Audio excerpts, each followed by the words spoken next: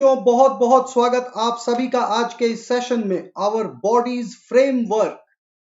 बहुत ही इंपॉर्टेंट अध्याय है, बहुत इंपॉर्टेंट चैप्टर है, आप सबके सिलेबस का भी पार्ट है और it is also a good to know information.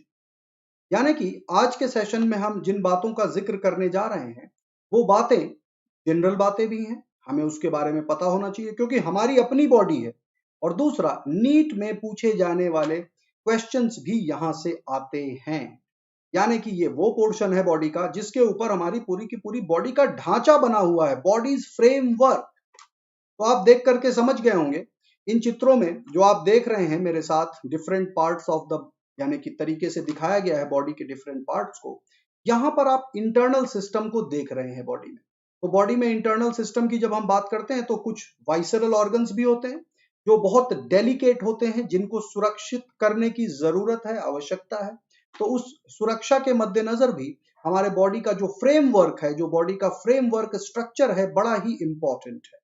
ये सेशन थोड़ा सा लंबे वक्त का है तो आप लोग धैर्य बनाए रखें क्योंकि वो सारी की सारी चीजें हम जानने वाले हैं जो कि हमारे बॉडी के फ्रेमवर्क से जुड़ी हुई हैं। और फ्रेमवर्क यानी कि जो असली ढांचा है वो किस चीज के ऊपर बना हुआ है ये तो आप समझ ही गए होंगे। यानी कि बोनी स्ट्रक्चर, हमारे बॉडी का जो बोनी स्ट्रक्चर होता है वो किस तरह से होता है। तो इस चैप्टर के पार्ट को शुरू करने से पहले, इस सेशन को शुरू करने से पहले मैं एक छोटी सी कहानी आपको सुनाता हूं ताकि आप रिलेट कर सकें उन चीजों के बारे में। बच्चों, हमारे कंट्री में कहानियां बहुत प्रचलित हैं और उनमें से पंचतंत्र की कहानियां आपने सुनी हुई हैं, बचपन में भी पढ़ी हुई हैं। अब आप सोचेंगे बायोलॉजी में पंचतंत्र की कहानियों का क्या लेना देना है। अब मैं आपको बताता हूं और आपकी समझ में आएगा। किसी जमाने की बात है, किताब में लिखा हुआ है एक स्टोरी। किसी जमाने की बात है कि कुछ दोस्त जो हैं, चार दोस्त थे, वो कहीं पढ़ने के लिए गए। किसी गुरुकुल में गए, किसी आश्रम में गए, जहां पर सारी की सारी विद्याएं पढ़ाई जाती थी, डिफरेंट टाइप ऑफ सब्जेक्ट्स पढ़ाए जाते थे। उन सबको इस शास्त्र यानी कि बायोलॉजी में काफी ज्यादा इंटरेस्ट था। तो बायोलॉजी इस फॉर्म में पहले नहीं पढ़ाई जाती थी। हालांकि उनको कोई गुरु मिल गए जिन्होंने उनको किसी भी मरे हुए जानवर की बॉडी में उसके जो अस्थिपंजर होता है, हड्डियां होती हैं, उनको जोड़ने का तरीका सिखा दिया। तो एक मित्र ने वो तरीका सीख लिया कि कैसे हम different part of the bones को एक साथ जोड़ सकते हैं।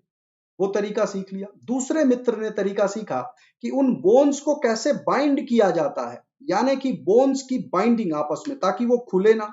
और तीसरे दोस्त ने सीख लिया था तरीका उसके ऊपर मसल्स को लगाने का और अटैच करने का बोन के साथ। ये सारी की सारी चीजें सीख ली थी। और चौथे मित्र ने ऊपर की स्किन को लगाना जान लिया था, समझ लिया था। राइट। अब उनमें से एक दोस्त ऐसा था जिसने किसी को बताया नहीं, और कहते हैं कि उसको एक और विद्या आती थी कि उस जानवर को जब पूरी की पूरी बॉडी को बना दिया जाए तो उसके सिस्टम को स्टार्ट कर देता था, यानी कि इन अ वे वो उसको जिंदा कर देता था। आई बात समझ में? तो ये चारों दोस्त कहीं जा रहे थे, एक मरा हुआ शेर मिल गया इनको रास्ते में। तो शेर की हड्डियों को इन्होंने जोड़ना शुरू कर दिया। एक दोस्त ने शेर की हड्डियों के ढांचे को पूरा फ्रेमवर्क बना दिया, दूसरे दोस्त ने फटाफट उन हड्डियों को बाइंड कर दिया, तीसरे दोस्त ने उसके ऊपर से जो है चमड़ी लगा दी, मसल्स लगा दिए, और चौथे दोस्त ने उसके ऊपर जो है स्किन लगा दी। बन गया शेर पूरा का पूरा। अब एक बात खुद ही सोचिए, मरे हुए जानवर में ये पॉसिबल नहीं है, लेकिन एक छोटी सी बात यहां पर बड़ी मार्क करने वाली वो ये है कि इन्होंने बड़ी तल्लीनता से वो विद्या सीखी थी और उसको अप्लाई भी कर रहे थे। जब ये काम कर रहे थे तो उधर से एक इंसान गुजर रहा था जिसके पास कॉमन सेंस था, इतनी नॉलेज नहीं थी। उसने देखा इनके कायदे को, कहा कि अब ये जो काम करने जा रहे हैं इनका क्या होगा मुझे तो नहीं पता, मैं अपनी जान जरूर बचा लूं। पेड़ पे चढ़ गया और जैसे ही वो शेर बना, इन दोस्तों ने किसी ने उसको उसके सिस्टम को स्टार्ट कर दिया, शेर तो जिंदा हो गया और चारों दोस्तों को मार दिया। का मतलब ये है कि जो इंफॉर्मेशन या जो नॉलेज हमें होनी चाहिए, कहां पर अप्लाई करना है उसके बारे में भी पता होना चाहिए। मैं ये बात इसलिए कह रहा हूं कि यहां पर जो नॉलेज आप सीखने जा रहे हैं इसका फुल यूटिलाइजेशन आप अपने नीट के एग्जामिनेशन में कर सकते हैं। स्वागत है बच्चों आप सभी का।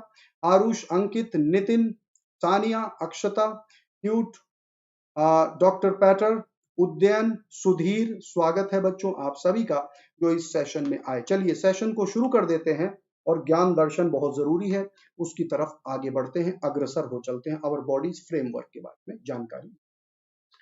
देख लीजिए बच्चे, जब हम बॉडी के फ्रेमवर्क की बात करते हैं तो ये एक स्केलेटल सिस्टम यानी कि एक स्केलेटन, जिसको एक अस्थिपंजर कहा जाता है, ये दिखाई दे जाता है। स्केलेटन आपने म्यूजियम में देखा होगा, आपने अपनी स्कूल की लैब में देखा होगा, और कई बार आपने इसको देख करके बड़ा आश्चर्य किया होगा कि हमारे बॉडी के अंदर इस तरह के स्ट्रक्चर भी पाए जाते हैं। राइट? एकता, राजू, वर्षा, पोलोमी, जोया, तानिया, स्नोवर, स्वागत है बच्चों आप सभी का। Thank you Srishti for the hearts. Tania, Deepak, RG, Manas, Aman, Ankit, सारे के सारे बच्चे आ चुके हैं। तो बच्चों, आवर बॉडीज फ्रेमवर्क, तो फ्रेमवर्क के बारे में आपको बहुत सारा आइडिया है, you are already aware of that framework. आगे बढ़ते हैं और इस फ्रेमवर्क से रिलेटेड चीजों के बारे में बताते हैं। तो ये फ्रेमवर्क है क्या? गौर से देखिए, अगर किसी स्कैनिंग मशीन में सब्जेक्ट किया जाए बॉडी को, तो स्कैनिंग मशीन इस तरह से पूरे के पूरे बॉडी के इंटरनल चित्रों को निकाल लेती है, और उन इंटरनल चित्रों में जो सबसे ज्यादा गौर करने वाली बात होती है वो हमारे बॉडी का इंटरनल स्केलेटन सिस्टम होता है। ये देख लीजिए, स्केलेटन, यानी कि एक्सरे मशीन भी स्केलेटन को जो है उसको नहीं भेद पाती, यानी कि एक्सरे प्लेट या फोटोग्राफिक प्लेट में हमें हमारे बॉडी के अंदर की हड्डियों के ढांचे के बारे में पता चल जाता है। तो इसका मतलब है हार्ड एक्सटर्नल या internal structure of the animal body constitute the skeleton. तो यहां पर हमने दो बातों की बात करी, एक है एक्सटर्नल स्ट्रक्चर, एक है इंटरनल स्ट्रक्चर। अब ध्यान दीजिए, किसी किसी ऑर्गेनिज्म में एक्सटर्नल स्केलेटन भी पाया जाता है। जैसे कि आप देख लीजिए, कुछ लोअर एनिमल्स होते हैं जिनके ऊपर एक तरह का शेल होता है या बाइवॉल्व कहलाते हैं, कॉन्च शेल्स होते हैं, ये भी एक तरह का एक्सटर्नल स्केलेटन ही है। इसके अलावा अगर हम बात करते हैं मॉलस्कन्स की, तो उसमें भी एक्सटर्नल स्केलेटन है। इसके अलावा अगर हम बात करें, आप खुद ही सोचिए, अगर हम बात करें कछुए की, तो कछुए के ऊपर भी देख लीजिए, ऊपर से एक तरह का आउटर कवरिंग है, तो वो सब स्केलेटन में ही आता है। इसका मतलब स्केलेटन में जरूरी नहीं कि सिर्फ बोन्स आएंगे, बोन्स तो आते ही हैं स्केलेटन के हिस्से में, लेकिन स्केलेटन में बोन के अलावा कुछ और हार्ड स्ट्रक्चर्स जैसे कि कार्टिलेज को भी लिया जा सकता है। तो ध्यान दीजिए बच्चे, हार्ड एक्सटर्नल या internal structure of the animal body constitute the skeleton. Hard external या इंटरनल स्ट्रक्चर दोनों के दोनों स्केलेटन का पार्ट है। अब देख लीजिए, इस बॉडी का स्कैन किया जा रहा है, और जैसे ही इस बॉडी की स्कैनिंग हो रही है, इस मॉनिटर में सारी की सारी चित्र जो हैं स्कैनर के द्वारा डायरेक्ट मॉनिटर में फीड हो रहे हैं, और पूरे के पूरे स्ट्रक्चर के बारे में पता चल रहा है। आप सब डॉक्टर बनने जा रहे हैं, आप सबको एक एक हड्डी के बारे में पता होना चाहिए। यानी कि 206 हड्डियां जो ह्यूमन बॉडी में दिखाई देती हैं एक एडल्ट बॉडी में, वो हमेशा 206 नहीं रहती, पहले कुछ ज्यादा रहती हैं, बाद में वो सिर्फ घट करके 206 रह जाती हैं। तो ऐसा क्यों होता है? वो हड्डियां कहाँ गायब हो जाती हैं, उनकी हड्डियों के साथ क्या होता है? चलिए आगे बढ़ते हैं और जानने की कोशिश करते हैं। तो skeleton system consist of a framework of bones and cartilage. जो हमारा स्केलेटन सिस्टम है वो बोन्स और कार्टिलेज को मिला करके बना हुआ है। इट्स अ फ्रेमवर्क, यानी कि एक बेसिक लेआउट है। आपने देखा होगा मूर्तियां जो बनाते हैं लोग, वो भी एक तरह का इंटरनल फ्रेमवर्क बिना बनाए मूर्तियों को आगे नहीं बढ़ा सकते हैं। यानी कि मूर्ति के बनाने में भी हमें एक इंटरनल सपोर्टिंग सिस्टम या इंटरनल फ्रेमवर्क की आवश्यकता पड़ती है। तो same goes for the human body, human body में भी एक फ्रेमवर्क की आवश्यकता पड़ती है। So the skeleton system consist of a framework of bones and cartilage. तो ये तो बच्चों एक जनरल सी आइडिया हो गया, अपडेट हो गया कि बोन से और कार्टिलेज से बना, लेकिन हमें ये पता होना चाहिए कहां कहां पर बोन से बना हुआ है, कहां कहां पर कार्टिलेज से बना हुआ है, और ये मूव कैसे करते हैं। ये स्केलेटन देख लीजिए जो यहां पर मूव करता हुआ दिखाई दे रहा है, क्या स्केलेटन वाकई में मूव कर सकता है? आप खुद ही सोचिए। शिवानी को बड़ा आनंद आ गया स्केलेटन को देख करके। आप खुद ही बताइए, क्या नॉर्मल कंडीशन में कोई स्केलेटन मूव कर सकता है? नहीं मूव कर सकता। क्यों नहीं मूव कर सकता? क्योंकि मूव कराने वाला कोई स्ट्रक्चर ही प्रेजेंट नहीं है। हॉरर मूवीज में आपने देखा होगा, इस तरह से दिखा देते हैं कि कोई स्केलेटन अपने आप उड़ता हुआ चला जा रहा है। बच्चों, साइंस की लैंग्वेज में हमेशा लॉजिक ही सपोर्टिंग चीज होती है, और लॉजिक ये बिल्कुल भी नहीं कहता कि कोई स्केलेटन अपने आप मूव कर सकता है। तो ये कंप्यूटर एनिमेशन से पॉसिबल है कि हम किसी भी स्केलेटन को मूव करता हुआ दिखा दें। लेकिन एक चीज यहां पर आप देख लीजिए, जहां जहां से उसकी बॉडी मुड़ रही है, ब्रेक हो रही है, बेंड हो रही है, वही जगह हैं जिनको मूव कराने के लिए मसल्स अपना जोर लगाती हैं। यानी कि स्केलेटल मसल्स जो मसल्स हमारे बॉडी को मूव कराने में सक्षम होती हैं वो उन्हीं जगहों से बॉडी को मूव कराती हैं। तो चलिए आगे बढ़ते हैं और थोड़ी जानकारी लेते हैं। शुरुआत करते हैं भाई ग्रोथ ऑफ द बेबी से, क्योंकि जीवन साइकिल जो है, जीवन चक्र जो है वो बचपन से ही शुरू होता है ना। तो बेबी की बॉडी में करीब 300 बोन्स होते हैं at the time of birth. इसके पीछे एक और लॉजिक होता है। हेड का जो रीजन होता है बच्चों, वो सबसे बड़ा रीजन माना जाता है एक बेबी के बॉडी में। और एक चीज और बता दूं आपको, जब बेबी का डेवलपमेंट हो रहा होता है तो मैक्सिमम एनर्जी और मैक्सिमम एफर्ट बेबी के ब्रेन के डेवलपमेंट में ही लगते हैं। पूरे के पूरे बॉडी के कंपैरिजन में मैक्सिमम एफर्ट जो लगता है, यानी कि जो न्यूट्रिशन बेबी को मिलता है मदर की बॉडी से, उसका मैक्सिमम जो इफेक्ट है वो ब्रेन के डेवलप करने में लगता है। और ब्रेन जो होता है, ब्रेन के जो बोन्स होते हैं, जब हमारा बर्थ होता है तो आपने देखा होगा, छोटे बच्चों में कई बार देखा होगा, यहां पर अगर आप टच करते हैं तो बिल्कुल एकदम पिलपिला सा स्ट्रक्चर होता है, यहां लगता है जैसे हड्डी ही नहीं है। इसके पीछे एक बहुत बड़ा लॉजिक है। जब बर्थ होती है बच्चे की, तो जो बर्थ कैनाल है, मदर का जो यूटरस से बाहर निकलने का रास्ता है जिसको बर्थ कैनाल कहते हैं, वो रास्ता बहुत सकरा है। और उसमें जब और बेबी का जो नॉर्मल मूवमेंट होता है वो हेड के थ्रू होता है। बेबी सबसे पहले हेड ही बाहर कर पाता है। तो जब बेबी का हेड बाहर आने की कोशिश कर रहा है, सकरे रास्ते से जाएगा तो उसमें स्क्वीज होने के चांसेस रहते हैं। तो स्क्वीज हो सके इसलिए उन बोन्स को बहुत हल्का बनाया जाता है, बीच में गैप रहता है। प्लेट्स होती हैं, वो प्लेट्स जो हैं थोड़ा गैप होता है और वो प्लेट आपस में एक दूसरे के ऊपर थोड़ा थोड़ा सा स्लाइडिंग नहीं होता है, लेकिन वो वहां तक आ जाती है, जो गैप है उस गैप में फिट हो जाती है। ठीक है, ध्यान दीजिए। Babies body has about 300 bones at birth. पैदाइश के टाइम पर जब बेबी का बर्थ होता है तो उस वक्त करीब 300 बोन होते हैं उसकी बॉडी में, right. These eventually fuse to form the 206 bones that adults have. 206 bones adult body में होते हैं, वो 206 बोन्स बन जाते हैं। बर्थ के बाद ही इन बोन्स में फ्यूजन शुरू हो जाता है और कुछ महीनों के अंतराल में जैसे जैसे एडल्टहुड में आता जाता है। लेकिन एक चीज और ध्यान दे दीजिए, बोन का जो कंप्लीट डेवलपमेंट होता है बच्चों, वो 2 दशकों में होता है। ऑलमोस्ट 2 डिकेड्स लग जाते हैं पूरा का पूरा बोन का डेवलप होना। चलिए इसके ऊपर और थोड़ी जानकारी ली जाए हमारी ना। बट समथिंग एल्स हैपेंस, कुछ और होता तो होगा ही। Something else happens which explains why 300 bones at birth become 206 bones by adulthood। कुछ तो बात है ना। अभी हमने उस बात को थोड़ा थोड़ा आपको बताया कि ऐसा क्या हो जाता है कि 300 बोन सिर्फ 206 रह जाते हैं। अब आप खुद ही सोचिए, 300 बोन्स और 206 बोन्स, इनके बीच में डिफरेंस कितना है? 94 बोन्स गए कहां? Where have those bones vanished, right. ये देख लीजिए, पैदाइशी के टाइम पर बच्चा है, रोता हुआ बच्चा। रोना बहुत जरूरी है, और नहीं रोएगा तो थप्पड़ पड़ जाता है इसको। बच्चे को अगर नहीं रोया तो उसको रुलाया जाता है, यानी कि आते हुए तो सबको रोना ही रोना है ना। और जाते हुए हम काम ऐसा करें कि रुला करके जाएं, ये बहुत जरूरी है। क्योंकि आते हुए तो हम खुद ही रो रहे थे, मतलब आते हुए भी रोना है और जाते हुए भी रोना है, ये बात तो हजम नहीं हुई। मतलब सिर्फ रोना हमारे ही हिस्से में है क्या? ऐसी बात तो है नहीं, राइट।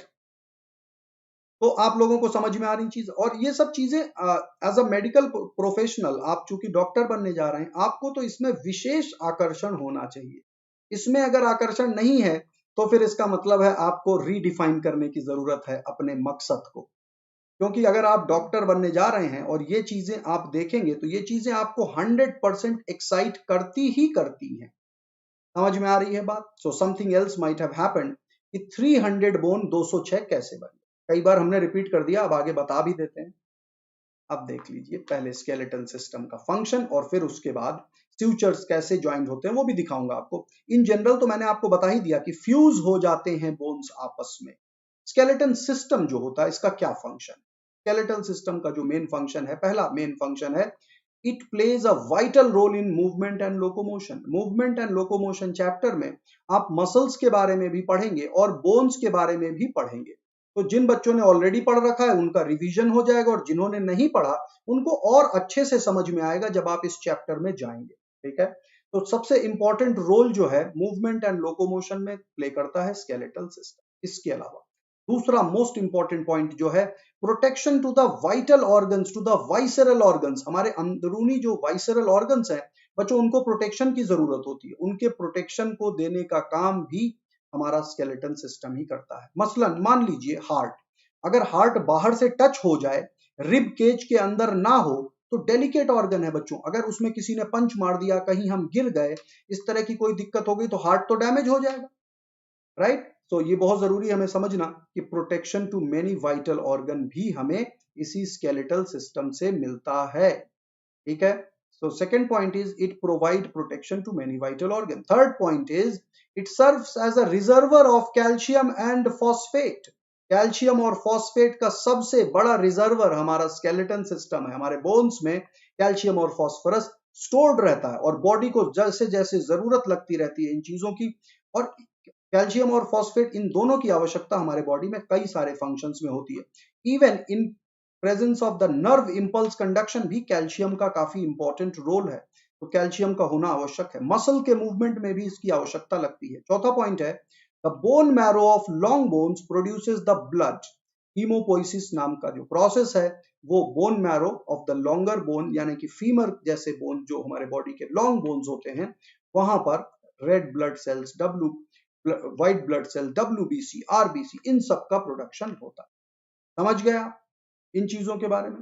साइंटिफिक, रवि, अर्श, आर्यन, संस्कारी, पवन, बहुत सारे बच्चे आ चुके हैं। चलिए आगे बढ़ते हैं। Now as the baby grows into childhood, ध्यान दीजिए, जैसे जैसे ये बच्चा थोड़ा थोड़ा बड़ा होता चलता है, यानी कि ये अपने बचपने में गुजर रहा है, बचपने का टाइम गुजार रहा है, तो जब चाइल्डहुड में ये आ जाता है, much of the cartilage will be replaced by actual bone. इसकी खुराक बढ़ जाती है। बच्चों को दूध पीना बहुत जरूरी होता है क्योंकि कैल्शियम का डिपोजिशन होना आवश्यक है। कार्टिलेज रिप्लेस हो जाते हैं कई जगह तो बोन्स में, यानी कि इनके बॉडी में कार्टिलेज की क्वांटिटी ज्यादा रहती है बर्थ के टाइम पर, वो धीमे धीमे धीमे धीमे रिप्लेस हो जाता है बोन्स के साथ ना। अब ध्यान दीजिए बच्चे, the space that separates ends of two bones that eventually fuse is also cartilage. जो दो बोन के बीच में स्पेस रहता है बच्चों, वो भी कार्टिलेज है, और वो कार्टिलेज हमें नोज टिप में भी देखने को मिल जाता है। नाक का ये सिरा, ये देख लीजिए, इसको राइनोप्लास्टी कहते हैं, नोज स्ट्रेटनिंग। आजकल इन चीजों का बड़ा चलन है।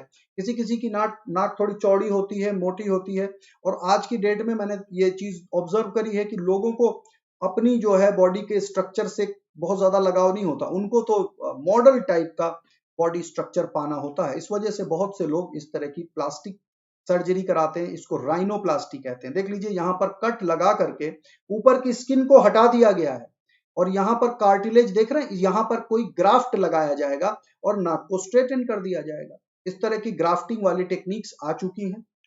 इसको स्यूचर भी लगा देते हैं, कई बार इसमें सिलाई करके ऊपर की तरफ खींच दिया जाता है। मैंने तो और ज्यादा डिटेल में इस सर्जरी को देखा हुआ है। सर्जरी में करते क्या है, ये जो कार्टिलेज देख लीजिए आप, फोर्सेप्स से जो कार्टिलेज ये टच कर रहे हैं, फ्लेक्सिबल सा लग रहा है आपको। मैं वहां पर मार्क नहीं करना चाहता, ये देखो यहाँ पर, ये जो एरिया है यहाँ इस एरिया में देखिए, तो जो फोर्सेप्स से जो कार्टिलेज को टच कर रहे हैं, ये क्या करते हैं, कई बार स्ट्रेट करने के लिए ऊपर वाले टिप को कट कर देते हैं, और फिर माने सुई धागा लाइक स्ट्रक्चर जिससे वो सिलाई की जाती है।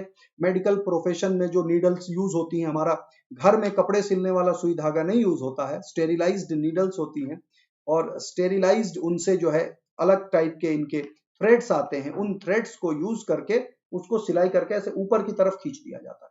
यानी कि नाक किसी की अगर थोड़ी सी चपटी सी है तो वो स्ट्रेट हो जाती है, राइनोप्लास्टी। इसके बारे में आप लोग जानेंगे, है ना। और फिजिशियंस और डॉक्टर्स के लिए बड़ी अच्छी बात यह है कि ये काफी कॉस्टली प्रोसेसेस होते हैं और इनकम का सोर्स भी रहता है। तो किसी को अगर ऐसा शौक जागे तो डॉक्टर मना भला क्यों करेंगे। अब मैं आपको एक बड़ी सिंपल सी बात बताता हूं, हमारे बॉडी में जो कुछ भी स्ट्रक्चर है बच्चों, वो हमारा अपना है, हमें उसके साथ बहुत ज्यादा छेड़छाड़ करने की कोशिश नहीं करनी चाहिए। मतलब I can't deny the fact of beautification, people go for it, है ना, लेकिन बहुत ज्यादा छेड़छाड़ मुझे नहीं पसंद है। एटलीस्ट जैसा है वैसा रहे तो ज्यादा अच्छा। Now like the tissue you have in the tip of your nose, हमारी नाक की टिप पर क्या है, कार्टिलेज ही तो है। इसी तरह से जो बोन्स के बीच में जंक्शंस होते हैं, वो गैप्स होते हैं बच्चों में, जब वो भरते हैं तो उसमें भी कार्टिलेज आ जाता है। तो कार्टिलेज का बहुत बड़ा रोल होता है। चलिए, ये तो एक एग्जाम्पल था छोटा सा, अब आगे बढ़ते हैं। ये देख लीजिए, बच्चे के सर के ऊपर इस एरिया में आप देख लीजिए बोन मिसिंग है। जो बीच वाला एरिया देख रहे हैं, रेडिश कलर का आपको दिखाई दे रहा है, पिंकिश कलर का दिखाई दे रहा है, यहां पर बोन एक्चुअली मिसिंग है।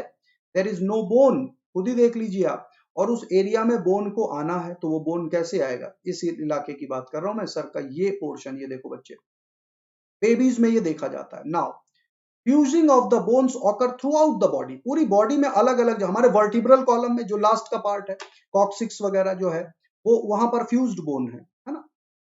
सेक्रम और कॉक्सिक्स में 5-5 या 4-4 बोन अलग अलग स्ट्रक्चर के हिसाब से हैं। समझ में आई बात? कभी उसको 4 भी पकड़ा जाता है कॉक्सिक्स में, कभी 5 भी पकड़ा जाता है। डिपेंड करता है कि आप कितने पोर्शन को बोन के फॉर्म में देख रहे हैं, क्योंकि फ्यूज्ड हो गया तो उसको समझना थोड़ा सा मुश्किल हो जाता है। ठीक है, तो the fusing of bone occur throughout the body, पूरी बॉडी में बोन्स के फ्यूजन होते रहते हैं। You may notice that there are one or more soft spaces in between the bones in your baby's skull. ये वही area है जो बच्चे के सर पे होता है, कमजोर इलाका। यहां पर अगर आप टच करते हैं तो बिल्कुल हाथ लगता है, अंदर तक धंस जाएगा, है ना। यहां पर चोट नहीं लगनी चाहिए बच्चे के। यहां पर अगर पैदाइश के बाद 6-8 महीने के अंदर अंदर अगर यहां पर चोट लग गई तो बच्चे की डेथ हो सकती है। कई बार ये नुकसानदायक हो सकता है बच्चे के। आई बात समझ में? तो इसको बहुत ध्यान से देखने की जरूरत है। अब मैं आपको एक वर्किंग पेरेंट की रियल स्टोरी बताता हूं, उनके बच्चे के साथ क्या हुआ। 6 महीने का बच्चा था और उसके साथ क्या हुआ, आप सुनेंगे तो सुन करके रोंगटे खड़े हो जाएंगे आपके। और रियल स्टोरी है, मतलब मेरे नोन में है, तो उनके साथ ऐसा हुआ था। तो इस बात की मैं आपको जानकारी अभी देने चल रहा हूँ। ठीक है, ध्यान दीजिए। कई बार होता है, हम जो जिस कंडीशंस में रहते हैं बच्चों, पेरेंट्स कई बार वर्किंग होते हैं हमारी कंट्री में, और एडवांस सारी की सारी कंट्रीज में ऐसी चीजें देखने को मिलती हैं, वर्किंग पेरेंट्स होते हैं। तो एक पेरेंट थे, वो वेल प्लेस्ड थे, किसी ऑर्गेनाइजेशन में काम करते थे। तो उन्होंने एक बच्चे की केयर करने वाले के लिए एक लेडी को रखा एज अ केयर टेकर। उस लेडी का काम होता था, जब हस्बैंड वाइफ ऑफिस में होते थे, she has to take care of the baby. ठीक है, वो बड़े आराम से बेबी का टेक केयर करती थी, कोई दिक्कत नहीं थी। काफी दिन बीतते गए। कुछ वक्त के बाद एक दिन क्या हुआ कि जब हस्बैंड एंड वाइफ रात को काम से लौटे, उन्होंने देखा कि बच्चा चुप नहीं हो रहा है, रोए जा रहा, रोए जा रहा, रोए जा रहा। मदर को लगा होगा, छोटा बच्चा है 6-7 महीने का, मदर की कमी खल रही होगी। उन्होंने उसको किसी तरह से दूध वगैरह पिला करके सुला दिया।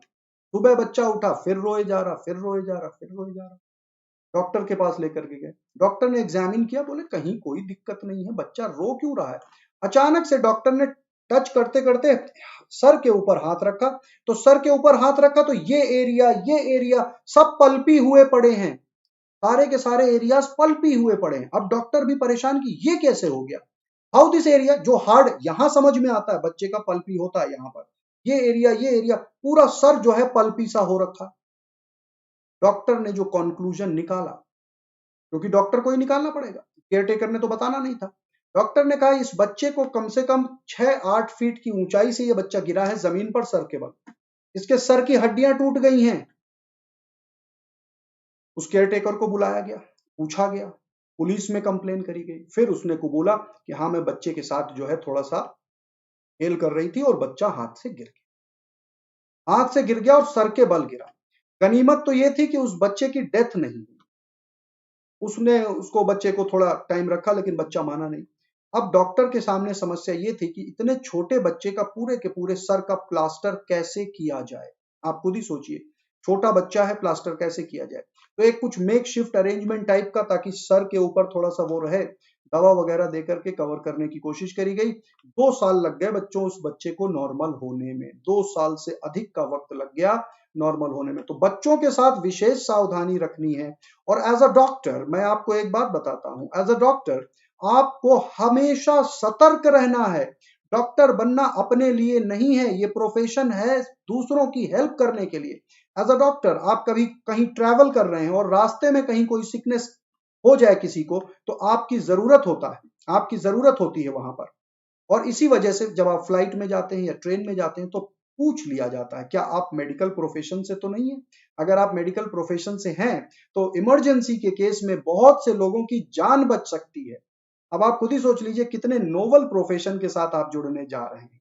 तो मेरी बेस्ट विशेस हमेशा रहेंगी और इसी तत्परता के साथ चीजों को समझते रहें। चलिए अब देखते हैं, ये जो सॉफ्ट स्पॉट होते हैं बोन्स में, दीज सॉफ्ट स्पॉट में even freak out you a bit, आपको डरा सकते हैं। कभी आपने बेबी का टच कर लिया सर तो आपको बड़ा अजीब सा लगेगा, but these soft spots are perfectly normal, ये बिल्कुल नॉर्मल है, राइट। इनको फोंटानेल्स कहा जाता है, इनको फोंटानेल्स कहा जाता है, and they will eventually close as bones grow together.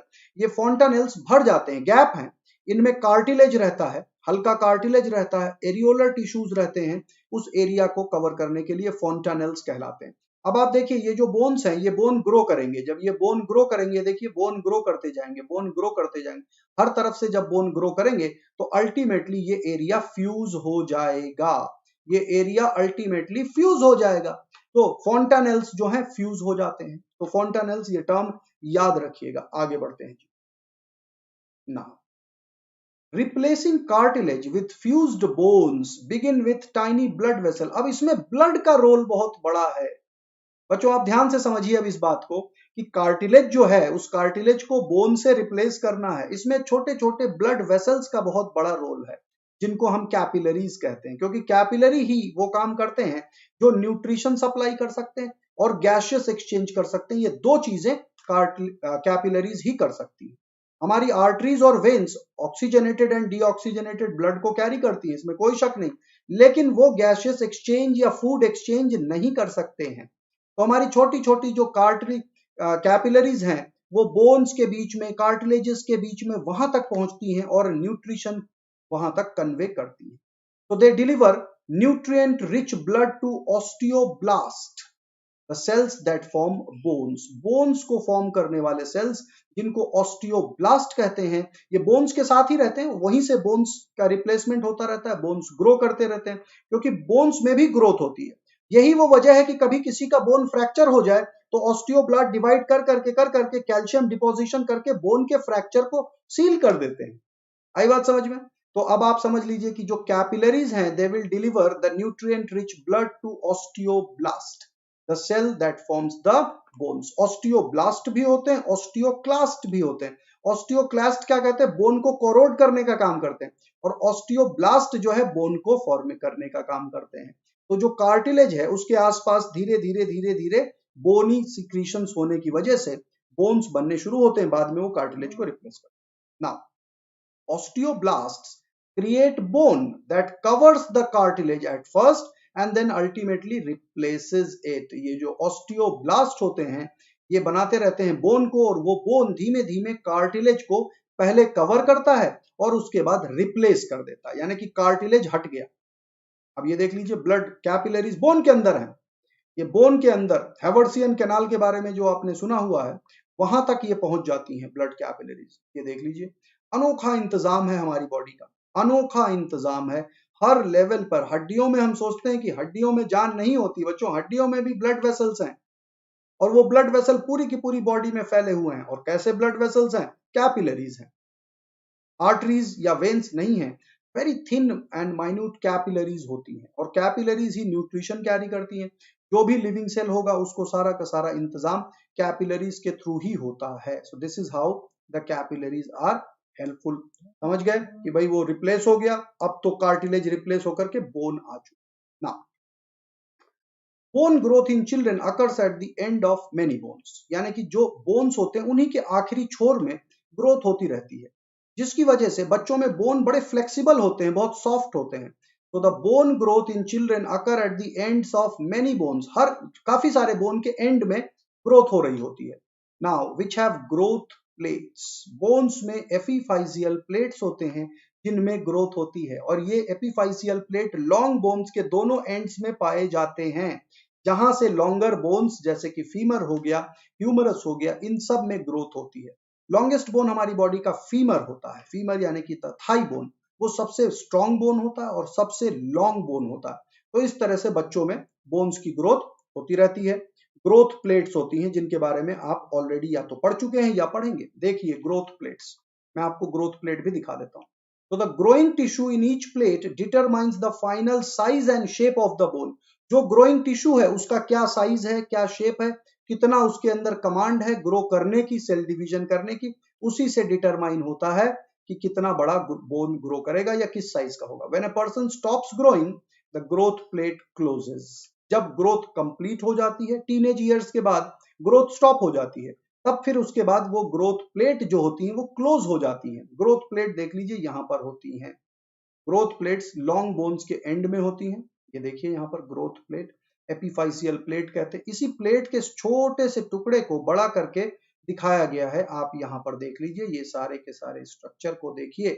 ये रहे ऑस्टियोब्लास्ट सेल्स, ये रहे स्टेम सेल्स, और ये है कॉन्ड्रोसाइट, हाइपरट्रॉफिक कॉन्ड्रोसाइट्स, और ये प्रोलिफरेटिंग कॉन्ड्रोसाइट्स। कॉन्ड्रोसाइट्स क्या है? कॉन्ड्रोसाइट्स हैं कार्टिलेज को बनाने वाले सेल्स। कॉन्ड्रोसाइट्स कार्टिलेज को बनाने वाले सेल्स हैं। इसका मतलब है कि इस ग्रोइंग प्लेट में कार्टिलेजिनस स्ट्रक्चर होता है और उसके नीचे बोन मैरो होता है। तो यहीं से बोन्स के डिवीजन होते हैं। ये देख लीजिए ऑस्टियोब्लास्ट, ये बनाते जाएंगे, बनाते ऐसे ऐसे करके इनकी ग्रोथ होती चली जाएगी और कार्टिलेज की ग्रोथ धीरे धीरे धीरे धीरे खत्म होती चली जाएगी। बोन ज्यादा दूरी तक डेवलप करता हुआ चला जाएगा। ठीक है। Now growth plates are weaker than other part of your child's skeleton. ध्यान दीजिए, जहां पर ग्रोथ प्लेट हैं वो ग्रोथ प्लेट वीकर होते हैं बाकी कंपैरिजन में, बाकी स्केलेटन के कंपैरिजन में बच्चों में ग्रोथ प्लेट वीकर होते हैं, और जिसकी वजह से they are susceptible to fractures and other injuries. बड़े लोगों में अगर गिरते हैं कहीं तो इंजरीज बहुत ज्यादा नहीं होती हैं, छोटे बच्चों में फ्रैक्चर होने की संभावना काफी ज्यादा होती है। ये देख लीजिए। So now this is why a fall of a bicycle may land your kid in a cast. Cast का मतलब होता है प्लास्टर, यानी कि अगर किसी का बच्चा गिरता है, साइकिलिंग करते हुए गिर जाता है, तो उसके हाथ में पट्टी बंधना बड़ा लाजमी है, क्योंकि बच्चों में बोन्स, जो ग्रोइंग एरियाज के बोन्स होते हैं वो वीकर होते हैं, और उन एरियाज के बोन्स के लिए आप समझ ही गए होंगे कि भाई खतरा तो रहता है ना। वेयर एज अब आप खुद ही सोचिए, जब हम थोड़े एडल्ट हो जाते हैं, जैसे आप सब जो हैं 15, 16, 17 साल की एज ग्रुप में हैं, तो अब आप लोग यानी कि टीनेज ईयर्स में ही हैं अभी तक, 19 तक तो टीनेज ही रहते हैं, यानी कि आप एडल्टहुड और चाइल्डहुड के बीच में हैं। आपके बोन्स हो सकता है उतने स्ट्रांग हो कि आप गिरें तो कुछ ना हो, लेकिन छोटा बच्चा यानी कि 5वीं, 6वीं, 7वीं के बच्चे आपने देखा होगा कि अगर वो गिरते हैं तो चोट बड़ी तगड़ी लगती है ना। You can take a similar fall and just have a bruise, perhaps on the body as well as your ego. बहुत बड़ी अच्छी बात लिखी हुई है कि अगर बच्चे गिरते हैं तो बोन भी टूट जाते हैं, प्लास्टर भी बंध जाता है और कोई दिक्कत भी नहीं होती, लेकिन कोई बड़ा इंसान या एडल्ट कोई गिरता है तो उसकी बॉडी में कुछ ना कुछ ब्रूज लगती, हल्की फुल्की चोट लगती है, बॉडी को, ईगो को भी चोट लगती है। आप खुद ही सोचिए, अगर आप साइकिल लेकर के जा रहे हैं और आप गिर जाते हैं, आपके सारे फ्रेंड्स हों तो आपकी ईगो को भी ठेस लगती है ना। ये क्यों होता है? क्योंकि ये जो जिस एज ग्रुप से आप गुजर रहे हैं, जिसको हम टीनेज कहते हैं, टीनेज में इमोशनल प्रॉब्लम्स बहुत कॉमन है बच्चों। आप लोगों का छोटी छोटी बातों में डिप्रेस होना भी उतना ही कॉमन है। बचपन में सोचिए, घर वाले डांट दिया करते थे, आपको इतना बुरा नहीं लगता था। अब आजकल मैंने सुना है कि घर वाले अगर डांट देते हैं तो बच्चों को बुरा लग जाता है। लगता है कि नहीं लगता? आप खुद ही बताइए। चलिए आगे बढ़ते हैं। Now what is the skeletal system? हमने इतनी बात तो कर ली कि भाई स्केलेटन है, ग्रो करता है, एपिफाइजियल प्लेट है और वहां पर कार्टिलेज होता है, कार्टिलेज रिप्लेस हो जाता है, लेकिन ये स्केलेटल सिस्टम है क्या, कहाँ होता है, बॉडी के किस पार्ट में होता है, कैसा देखने में होता है, इन सारी चीजों के बारे में अब हमें जानकारी लेनी है।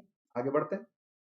Human skeleton system consist of all of the bones, cartilage, tendon, ligament in the body. तो ह्यूमन स्केलेटन सिस्टम जो है सिर्फ बोन को लेकर के नहीं बना, बोन भी है, कार्टिलेज भी है, टेंडन भी है और लिगामेंट्स भी हैं। लिगामेंट्स क्या करते हैं? बोन टू बोन की बाइंडिंग करते हैं बहुत अच्छे से, और टेंडन्स क्या करते हैं? बोन्स को मसल्स के साथ बाइंड करते हैं। तो वो भी स्केलेटन सिस्टम का ही पार्ट हो जाता है, क्योंकि इंटरनल फ्रेमवर्क के साथ जुड़ा हुआ है ना। तो टेंडन हो गया या लिगामेंट हो गया, ये सारे के सारे इंटरनल फ्रेमवर्क के साथ जुड़े हुए हैं। All together the skeleton makes up about 20% of a persons body weight.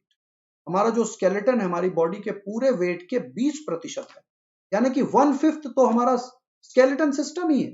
1/5 काफी ज्यादा होता है, 1/5 स्केलेटन सिस्टम ही तो है। और बाकी जो रह गया यानी कि 80%, 4/5 में बाकी सारे वाइसरल ऑर्गन आ गए। हमारे बॉडी का जो लिक्विड पोर्शन होता है यानी कि वाटर जो हम कहते हैं हमारी बॉडी में 60 से 70% पानी है, 70 से ज्यादा ही होता है पानी, हाइड्रेटेड रहना चाहिए हमें। तो अब आप सोच लीजिए बोन्स वो पार्ट है जहां पर वाटर भी सबसे कम है, इसके बाद भी यानी कि सॉलिड वेट है इसका, राइट दिनेश? आगे बढ़ते हैं। नाउ अब हमने इस बात पे चर्चा कर ली है कि एडल्ट के स्केलेटन में कितने बोन होते हैं। An adult skeleton contains 206 bones, 206 bone होते हैं एडल्ट के स्केलेटन। बच्चों का जो स्केलेटन होता है उसमें ज्यादा बोन होते हैं, because some of them those of the skull fuse together as they grow up. बच्चों की जैसे जैसे ग्रोथ होती है वो फ्यूज हो जाते हैं, एंड उनकी ग्रोथ के साथ साथ वो बोन फ्यूज होते चले जाते हैं। देख लीजिए जो स्यूचर्स बने हुए हैं स्कल के ऊपर, वो स्यूचर्स, ये तो एक नकली जो है स्कल है, प्लास्टिक का स्कल है, ये रियल स्कल नहीं है। इसको ओपन भी कर सकते हैं और अंदर के स्ट्रक्चर को भी देखा जा सकता है। इस तरह के स्कल बनाए जाते हैं ताकि स्टडीज में आसानी रहे, ठीक है। Now there are some differences in male and female skeleton. Male और फीमेल स्केलेटन में कुछ फर्क है, कुछ डिफरेंस है। The male skeleton is usually longer, ज्यादा लॉन्ग होता है मेल स्केलेटन। ये देख लीजिए, ये मेल है और ये रहा फीमेल, है ना। Longer and has got a high bone mass. Males के बोन की जो डेंसिटी होती है, बोन मास होता है, वो हायर होता है फीमेल के बोन से। इसी वजह से ऑस्टियोपोरोसिस जैसी प्रॉब्लम फीमेल्स में ज्यादा देखने को मिलती है मेल्स के कंपैरिजन, यानी कि मेल्स के बोन की डेंसिटी कुछ ज्यादा होती है compare to the female bone density. लेकिन अगर हम ब्रॉडनेस की बात करें तो बच्चों पेल्विक गर्डल या पेल्विक एरिया फीमेल्स में ब्रॉडर होता है as compared to the males, ठीक है। Now in the female skeleton, the female skeleton, on the other hand, has a broader pelvis and to accommodate for pregnancy and childbirth. Pelvic area जो होता है वो broad होता है mail के comparison में। आप खुद ही देख लीजिए, ये मेल का स्केलेटन है और मेल की लेंथ देख लीजिए ज्यादा है, फीमेल की जो पेल्विक एरिया है उसकी लेंथ थोड़ी सी कम है, राइट।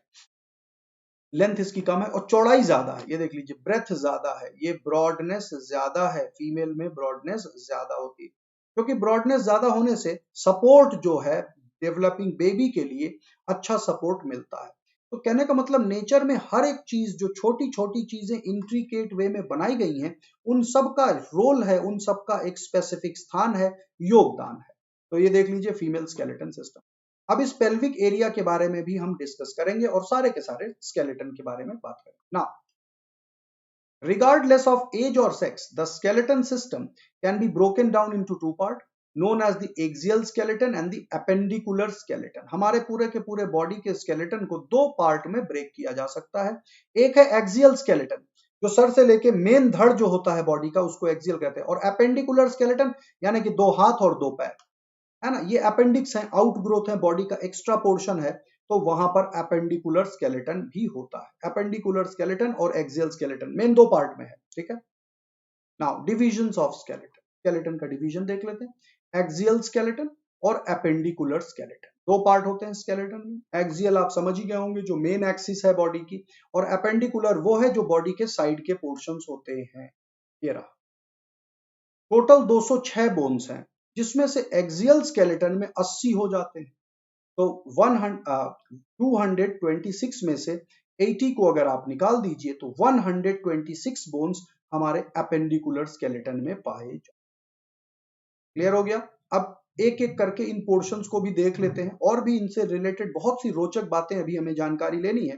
लेकिन अब जिस पोर्शन में हम चल रहे हैं बच्चों, ये कोर एकेडमिक्स का पोर्शन है। आप खुद ही समझ लीजिए, नीट में इससे रिलेटेड कोई भी क्वेश्चन पूछा जा सकता है, कौन से बोन में, बॉडी के कौन से पार्ट में कितने बोन है। एक्सियल स्केलेटन की बात कर ले। एक्सियल स्केलेटन कहां से स्टार्ट करेगा? स्कल से स्टार्ट करेगा, यानी कि हेड से ही स्टार्ट करेगा, जो हेड एरिया है हमारा। तो स्कल में कितने बोन्स हैं आप देखें, स्कल में बोन्स हैं, फेशियल बोन 14 है, और क्रेनियम में 8 बोन है। क्रेनियम का क्या मतलब होता है? जो ब्रेन बॉक्स होता है यहां तक क्रेनियम, और फेशियल बोन ये फेस का जो पोर्शन है। तो 14 है फेशियल बोन और 8 है क्रेनियल बोन, दोनों को ऐड कर दीजिए तो 22 बोन्स हो जाते हैं। इसके अलावा वर्टिब्रल कॉलम में है 26, वैसे होते 33 हैं, वो फ्यूज हो जाते हैं, फ्यूज होकर के आखिरी बचता है 26 वर्टिब्रल कॉलम, यानी कि जो रीढ़ की हड्डी पीछे जा रही है उसमें 26 बचते हैं। इसके अलावा जो ईयर बोन्स हैं, मैलियस, इनकस, स्टेपस, ईयर के अंदर, हैमर, एनविल, स्टिरअप, जो 3 बोन इधर हैं और 3 बोन इधर है। 2 कान है ना, एक कान को मत समझिए, दोनों कानों का जॉइंट जब आप जोड़ेंगे तो टोटल 6 बोन तो इसके हो गए। इसके अलावा एक है हायोइड बोन, जिसको टंग बोन भी कहा जाता है। कहते हैं ना जीभ में हड्डी नहीं होती, ये तो जनरल भाषा में कहते हैं, जीभ के बेस में एक हड्डी होती है जिसको हायोइड बोन कहते हैं। It is above the larynx और वॉइस बॉक्स, ये ऐसा करके एक बोन होता है, एक ही होता है, उसको हायोइड या टंग बोन भी कहा जाता है। It is above the larynx, ठीक है। फिर बात आ जाती है थोरेक्स में। थोरेक्स का मतलब क्या होता है, जो हमारा ये रिब केज है, ये पूरा चेस्ट कैविटी, चेस्ट एरिया, इसमें एक है ब्रेस्ट बोन जिसको कहते हैं स्टर्नम, ये रहा स्टर्नम, ब्रेस्ट बोन, और रिब्स हैं 24, 12 पेयर्स ऑफ रिब्स हैं, 12 पेयर ऑफ रिब्स हैं, जिसमें ट्रू तो 7 ही हैं, इसके अलावा कुछ फॉल्स हैं, और 11 12 वाली तो वो फ्लोटिंग रिब्स हैं। तो 12 इधर 12 इधर, 24। अब इसका पूरा जो जोड़ बनता है, सारे के सारे आप काउंट कर लीजिए, तो टोटल आते हैं 80 bones in the axial skeleton. There are 80 bones in the axial skeleton. 80 bone यहां पर देखने को मिलते हैं एक्सियल स्केलेटन। ये देख लीजिए, ये axial skeleton, vertebral column, rib cage, skull, ear ossicles और हायोइड बोन। इन सब का हिसाब रखना कोई बड़ा मुश्किल काम तो है नहीं। देख लीजिए यहाँ पर कलर कॉम्बिनेशन भी इसी हिसाब से दे दिया गया है, ताकि आपको रत्ती भर भी दिक्कत ना आए। ये देख लीजिए बच्चे, स्कल, ये पोर्शन जो है ये स्कल का पोर्शन है, इसमें टोटल 22 बोन हो गए।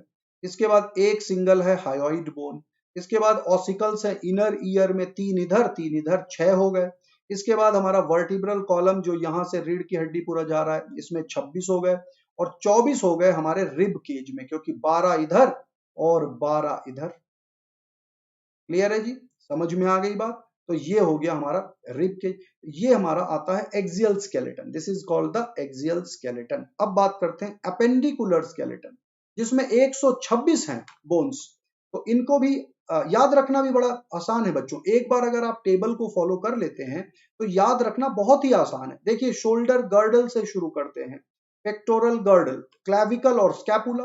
दो क्लैविकल, दो शोल्डर में क्लैविकल, और पीछे एक ट्रायंगुलर बोन है स्कैपुला, यहाँ पीछे की तरफ होता है स्कैपुला। तो क्लैविकल 2 कॉलर बोन कहते हैं, और स्कैपुला दो, 2 क्लैविकल 2 तरफ और 2 स्कैपुला, 4 हो गए। ये आर्म्स की बात कर लेते हैं, हम अपने हाथों की बात कर ले। ये हाथ, ह्यूमरस 2, दोनों हाथ में 2, अल्ना 2, रेडियस 2, ठीक है। कार्पल्स 16, मेटाकार्पल्स 10, फैलेंजेस यानी कि उंगलियां, ये जो फैलेंजेस हैं, फैलेंजेस 28 हो गए, फैलेंजेस टोटल। समझ में आ गई बात। तो कार्पल, मेटाकार्पल, फैलेंजेस, ये सब मिला करके हाथों में पूरे के पूरे कितने बोन हो गए, टोटल हो गए फैलेंजेस वगैरह को मिला करके 28, ठीक है। अब ध्यान दीजिए, एक हाथ की बात हो रही, दोनों हाथ की बात हो रही, अब आप ये टोटल जोड़ लीजिए। तो अब इसका टोटल जोड़ कितना आएगा, 2 और 2 4 और 2 6, 6 और 10 16 हो गए, और ये 16 32 हो गए, 32 और 28 यानी कि 60 हो गए। एक हाथ में टोटल 30 बोन होते हैं, एक एक हाथ में 30 बोन होते हैं। टोटल 60 आ गया ना, इसका एडिशन जो समेशन है वो देख लीजिए। तो ये हो गया जी टोटल 60, ठीक है। इनोमिनेट 2 होते हैं, इनोमिनेट 2 होते हैं। पेल्विक गर्डल, दो तरफ, दो हाफ को मिला करके, एक हाफ को ऑस इनोमिनेटम कहा जाता है, दोनों को मिला करके पेल्विक गर्डल संपूर्ण बनता है। अब आ जाते हैं बच्चों लेग्स में। अब लेग्स में देखिए, लेग्स में और हाथों में नंबर ऑफ बोन सेम है, 30 ही है, पैरों में भी 30 बोन ही हैं टोटल। लेकिन देखिए अरेंजमेंट क्या है, फीमर 2 है, ह्यूमरस 2 है, इधर फिबुला 2 है, उधर अल्ना 2 है, इधर टिबिया 2 है, उधर रेडियस 2 है। यहां पर पैटेला आ गए 2, और पैटेला क्या होते हैं, नी कैप। अब ध्यान दीजिए, 2 पैटेला एक्स्ट्रा आ गए, तो कहीं ना कहीं से तो एडजस्ट करना है। अब वहां पर जो कार्पल थे वो 16 थे, ये देखिए कार्पल थे 16, यहाँ पर जो टार्सल हैं वो 14 हो गए, यानी कि 2 घट गया, बाकी सब वही है। मेटाटार्सल और फैलेंजेस दोनों वही के वही है। फैलेंजेस क्या होते हैं, उंगलियों में जो हड्डियां होती हैं, यहाँ पर जो बोन होता है, ये थंब होता है, इसमें 2 होते हैं, है ना। बाकी देख लीजिए 3 3 करके, तो 14 हो गए ना भाई। 3 3 6, 3 9, 12 और 2 14, दोनों हाथों के मिला लिए जाए तो 28। वैसे ही पैरों में भी है, उंगलियां जो होती हैं पैरों की, जो थंब होता है उसमें दो ही होते हैं, ये देखो थंब में मेन तो दो ही है, एक ये क्लियर है, सिंपल समझ में आ गया। तो अब ये हो गए टोटल 126 बोन्स, है ना। क्यों 126 कैसे हो गए? अब देखो भाई, दोनों हाथों में 60 और दोनों पैरों में 60, 60 120, और इनोमिनेट दो, और इधर क्लेविकल दो, स्कैपुला दो, तो ये मिला करके 6 बोन, टोटल 126। सारे बोन काउंट कर लिए नाम के साथ आपने। So the total bone in the human body is 80 plus 126 which is equal to 206, 206 bone. हिसाब किताब बराबर हो गया। चलिए आगे बढ़ते हैं, अब एक एक करके समझने की भी कोशिश की जाए। ये देख लीजिए हमारा अपेंडिकुलर, एक्सियल स्केलेटन देख लिया, अब अपेंडिकुलर स्केलेटन देख लीजिए। शोल्डर गर्डल भी यहाँ पर आपको दिखाई दे रही है, दोनों तरफ दो दो शोल्डर गर्डल्स हैं, ये देखो शोल्डर गर्डल दोनों तरफ है। स्कैपुला भी दो हैं, आर्म्स हो गए, ये हैंड पोर्शन हो गया। ये देखो बच्चे पेल्विक गर्डल, इस पेल्विक गर्डल का एक हाफ को इनोमिनेटम कहा जाता है। इलियम इस्चियम प्यूबिस को मिला करके ये बनता है वन हाफ, और फिर ये लेग हो गए, और ये नीचे आ गया जी फुट। ठीक है, आगे बढ़ते हैं ना। एक्सियल स्केलेटन एनाटॉमी, इसका इंटरनल स्ट्रक्चर कैसा है एक्सियल स्केलेटन का, ये देख लीजिए। रेड वाला जो आपको दिखाई दे रहा है वो ब्रेस्ट बोन है, बिल्कुल बहुत क्लैरिटी के साथ आपको पूरा का पूरा रिब केज यहां पर दिखाई दे रहा है। सारी की सारी एक एक हड्डियों को आप गिन सकते हैं, देख लीजिए सारे के सारे आपको क्लियरली दिखाई दे रहे हैं। That is the axial anatomy skeleton. Now the adult axial skeleton consists of 80 bones, total 80 bone है।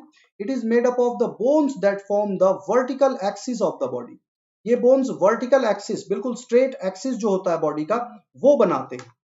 ठीक है, तो अभी आप लोग जुड़े रहिए क्योंकि अभी काफी चीजें हमने डिस्कस करनी है, और ये सेशन मैंने पहले ही कह दिया था थोड़ा लंबा है, आपके लिए पूरी की पूरी इंफॉर्मेशन ह्यूमन स्केलेटन सिस्टम से इन नटशेल लेकर के आया हूं। तो the adult axial skeleton consist of 80 bones, 80 bone का बना हुआ है। It's made up of bones that form the vertical axis of the body, जैसे कि हेड के एरिया के बोन, नेक एरिया के बोन, चेस्ट के बोन, स्पाइन यानी कि वर्टिब्रल कॉलम, इन सब बोन को मिला करके बनता है हमारा एक्सियल स्केलेटन। और अपेंडिकुलर बगल में देख लीजिए, ये नाचता हुआ कंकाल, घूमता हुआ कंकाल, ये इसमें अपेंडिकुलर पूरा का पूरा क्लियरली दिखाई दे रहा है। तो इसमें जो व्हाइट पोर्शन है, जो व्हाइट कलर की हड्डियां दिख रही हैं, वही है हमारा axial skeleton. Skull bones, skull bone को देखते हैं एक एक करके, सारे के सारे बोन्स को हमें देखना बहुत ही आवश्यक है। तो स्कल बोन कौन सा, ये देखिए। Adult skull comprises of 22 bones, total 22 bones से मिलकर के बना हुआ है। These bone can be further classified by location, location के हिसाब से फेशियल बोन अलग है और स्कल बोन अलग है। अब ये देख लीजिए, parietal, frontal, sphenoid, zygomatic, maxilla, mandible, external auditory, ये तो कैनाल है, टेम्पोरल, ऑक्सीपिटल, इस तरह के बोन्स हैं। आगे बढ़ते हैं और थोड़ा सा और डिटेल में आपको दिखाता हूं। क्रेनियल बोन्स, क्रेनियल बोन्स यानी कि क्रेनियम या ब्रेन बॉक्स को ढक करके रखने वाले बोन्स, 8 क्रेनियल बोन्स हैं। They form the bulk of the school, हमारे स्कल का जो खोपड़ी जिसको कहते हैं, उस खोपड़ी का मैक्सिमम पोर्शन क्रेनियल बोन ने ही टेक केयर कर रखा होता है। And they are protecting our brain, इनका मेन काम होता है ब्रेन को प्रोटेक्शन देना। So that is what the cranial bones do. कौन कौन से हैं देख लेते हैं। फ्रंटल बोन्स, फ्रंटल कौन सा है, फोरहेड, ये जो मस्तक के ऊपर ये जो बोन है इसको कहते हैं फ्रंटल बोन, एक सिंगल होता है। This is one single frontal bone. इसके अलावा आप ये देख लीजिए, पेराइटल बोन, पेराइटल बोन दो होते हैं दो तरफ, टेम्पोरल बोन दो होते हैं, स्फिनॉइड बोन अंदर की तरफ होता है, एक सिंगल होता है स्फिनॉइड बोन।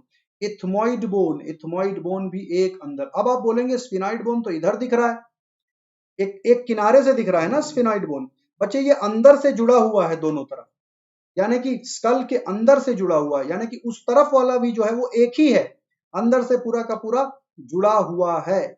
इसी स्फिनॉइड बोन में एक डिप्रेशन होता है जिसको कहते हैं सेल्ला टूर्सिका, जहां पर पिट्यूटरी ग्लैंड अवस्थित होता है। आपने पिट्यूटरी ग्लैंड के स्थान को जरूर देखा होगा कि पिट्यूटरी ग्लैंड जो है हमारे ब्रेन में एक छोटा सा पार्ट होता है पिट्यूटरी ग्लैंड, वो स्फिनॉइड बोन में एक डिप्रेशन सा होता है जिसको कहते हैं सेल्ला टूर्सिका, उसी बोन में वहां पर पाया जाता है। तो स्फिनॉइड बोन अंदर की तरफ से कनेक्टेड। अच्छा, इथमॉइड बोन कौन सा है, ये हमारा जो ये नोज का एरिया आप देख रहे हैं आईज के पास, आंखों के अंदर, यानी कि आई बॉल अगर निकाल लें तो दिखेगा, अंदर की तरफ से दिखता है इथमॉइड बोन। छोटा सा बोन है, एक ही बोन होता है। टोटल मिलाकर के 8 क्रेनियल बोन हो गए। ऑक्सीपिटल एक, ये पीछे की तरफ पूरा राउंड ऑक्सीपिटल। इसके बाद टेम्पोरल 2, कान जो होते हैं वो टेम्पोरल बोन के साथ होते हैं। पेराइटल 2, फ्रंटल 1, स्फिनॉइड अंदर की तरफ है, यानी कि दोनों तरफ से उसने जोड़ रखा है स्कल को, ठीक है ना। ये देख लीजिए स्ट्रक्चर, ये वाला जो पिंक वाला बोन दिख रहा है ये स्फिनॉइड बोन है, ये अंदर से दूसरी तरफ भी पहुंचा हुआ। अब मैं 3 डायमेंशनल कैसे बताऊं, किसी स्कल को उल्टा करके देखो तो अंदर आपको एक रिज जैसा दिखेगा, पूरा का पूरा कनेक्टेड है, एक सिंगल बोन है। ठीक है, सबको समझ में आ गई बात। कोमल, नितेश, सुधीर, सोहम, और कौन है, माही, फ्रट नाइट, निपेंद्र, क्या नाम रखा आपने, फोर्ट नाइट, क्या बात है, फोर्ट नाइट, विकास, ठीक है, अनुपमा, सबको समझ में आ गया। एक बार फिर देख लीजिए, क्योंकि ये बच्चों बहुत जरूरी है और इसका डायग्राम कई बार इतना डिटेल में मिलता नहीं है, तो इस वजह से इसको एक बार फिर देख लीजिए, क्योंकि आप सब डॉक्टर बनने जा रहे हैं, मुझे पता है आपका ब्रेन काफी शार्प है, आप एक बार दो बार देख करके याद रख सकते हैं चीजों को।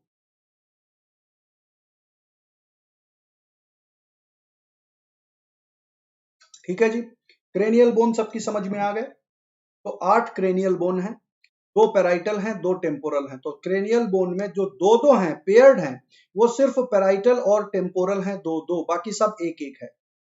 ऑक्सीपिटल, अच्छा ऑक्सीपिटल बोन पे ऑक्सीपिटल कॉन्डॉइल करके भी एक जगह आता है जहां पर first vertebra, cervical vertebra, Atlas join करता है। ऑक्सीपिटल कॉन्डॉइल भी देखेंगे, अभी सारे की सारी चीजों को हम आज देखने वाले हैं। तो फ्रंटल एक, स्फिनॉइड एक, इथमॉइड एक, ऑक्सीपिटल एक, तो 4 बोन एक एक है, पेराइटल और टेम्पोरल दो दो हैं। बड़ा सिंपल सा हिसाब है, आगे बढ़ते हैं जी। फेशियल बोन्स, फेशियल बोन कौन कौन से हैं, फेशियल बोन्स हैं 14, और 8 क्रेनियल और 14 फेशियल बोन, दोनों को मिला दीजिए तो 22 बोन हो जाते हैं। फेशियल बोन है कितने, 14 फेशियल बोन्स हैं। They are found on the front of the skull and make up the face. ये जो हमारा फेस होता है, चेहरा, यहां से नीचे, यानी कि नेजल एरिया से स्टार्ट करके ये सारा का सारा फेशियल बोन होते हैं। देख लेते हैं बच्चों कौन कौन से बोन है फेशियल बोन, इनमें कौन कौन से पेयर्ड हैं और कौन कौन से नॉन पेयर्ड हैं, ये पता होना चाहिए। ये देखिए बच्चे, नेजल बोन, नाक के ऊपर जहां पर चश्मा बैठता है, मेरा मेरा चश्मा जहां बैठता है वहां पर 2 बोन है नाक के दो तरफ, एक ये रहा, एक ये रहा, एक ये रहा और एक ये रहा, ठीक है ना। तो ये बोन है, नेजल बोन है। इसके बाद है लैक्रिमल बोन्स। लैक्रिमल बोन कहां पर है, आईज के सॉकेट के अंदर की तरफ।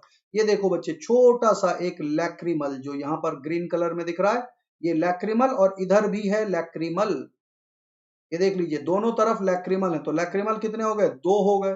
इसके बाद नाक में ही देख लीजिए सबसे ज्यादा बोन आपको देखने को मिलते हैं।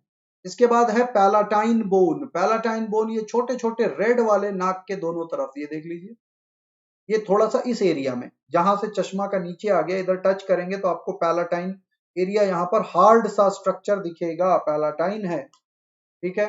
इसके बाद है इंफीरियर नेजल कॉन्चा। इंफीरियर नेजल कॉन्चा इधर साइड में होता है, ये देख लीजिए, स्कल के ऊपर ये रहा एरिया, जो ग्रीन कलर का स्ट्रक्चर देख रहे हैं, ये जो ग्रीन कलर का स्ट्रक्चर देख रहे हैं, ये इंफीरियर नेजल कॉन्चा दोनों तरफ है, ठीक है। तो ये तो हो गए हमारे नाक में। अब नाक के बीच में जो पार्टीशन है, एक हड्डी तो वहां पर भी है, उसको वोमर के नाम से जाना जाता है, वोमर बोन। नाक के अंदर जो पार्टीशन होता है, एक बोन तो वहां पर भी है।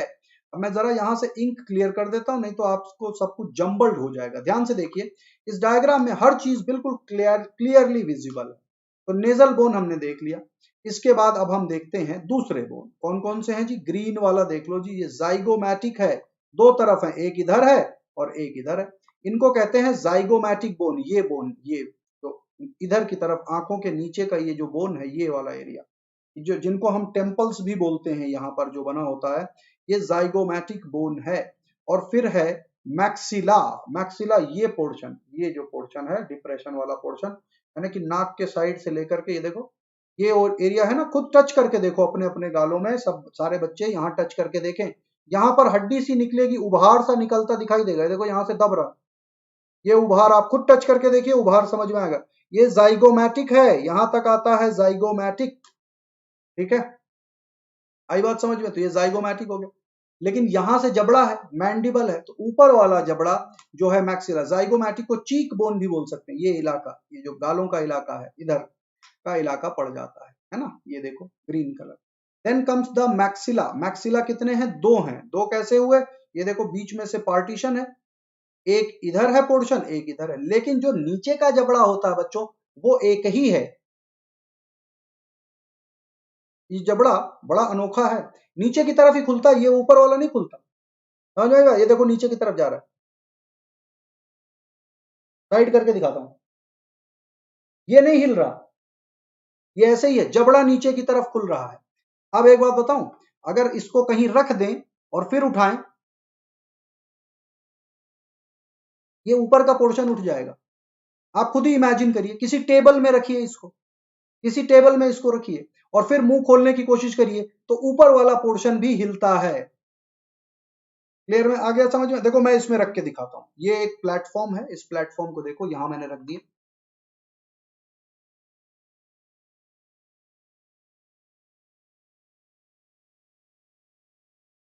दिखाई दे रहा है, ऊपर की तरफ वाला भी हिल रहा है। तो ये कहना कि सिर्फ मैंडिबल हिलता है, ये गलत है।